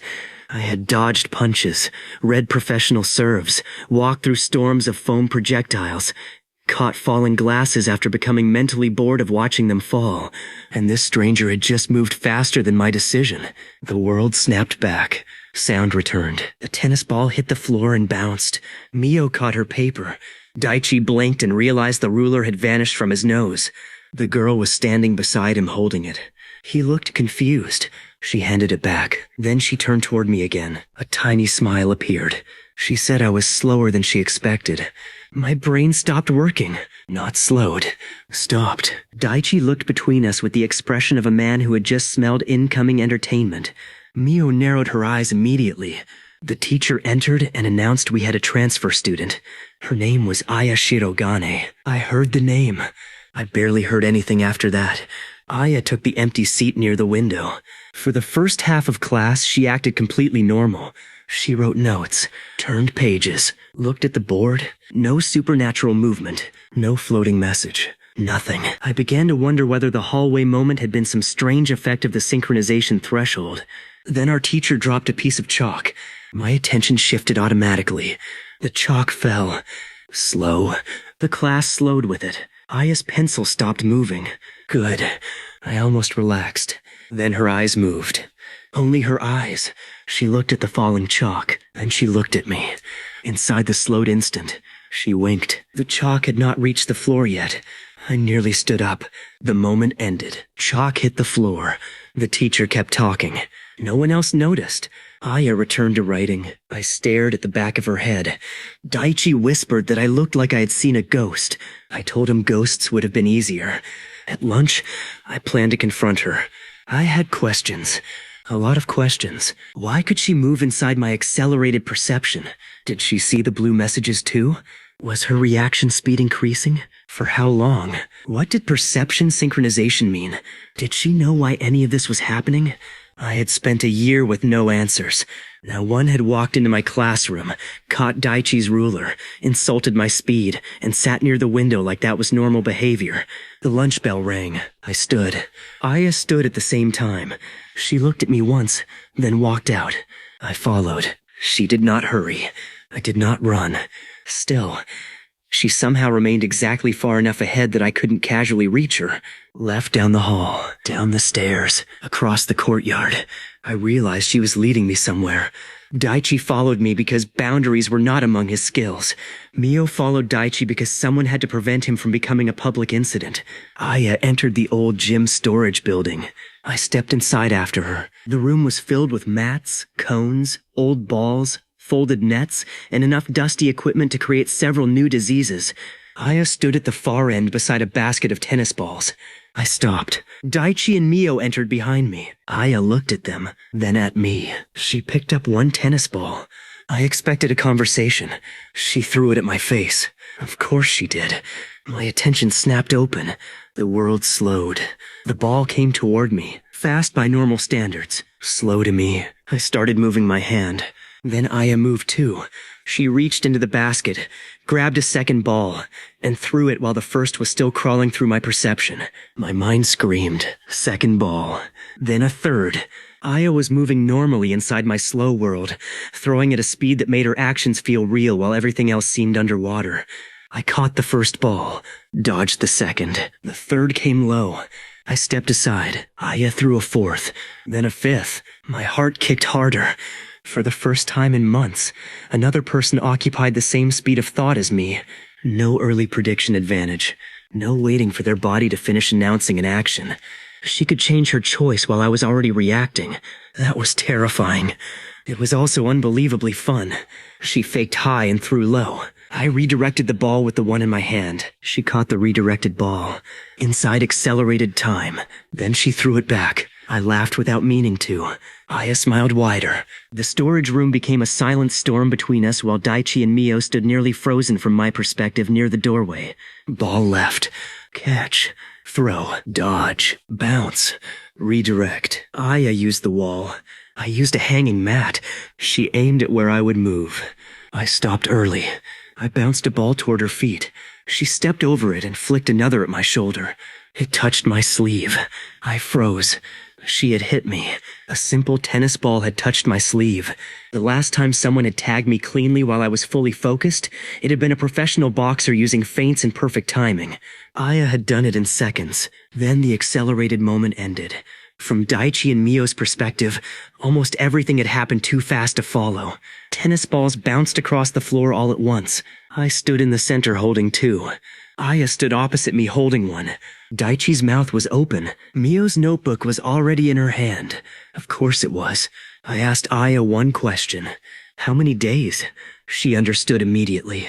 Her answer was short. 412. My stomach dropped. 47 days ahead of me. At 1% every morning, 47 extra increases were not a small lead anymore. They compounded. I finally understood why she looked so comfortable inside my fastest perception. To her, maybe I was the one moving slowly. Daichi asked what we were talking about. Aya looked at him, then at Mio, then back at me. She said there were rules. I hated that sentence because rules meant someone knew more than I did. Before I could ask anything else, the blue message appeared in front of my eyes. In the middle of the day, that had never happened. I stopped moving. Aya's expression changed too. She could see it.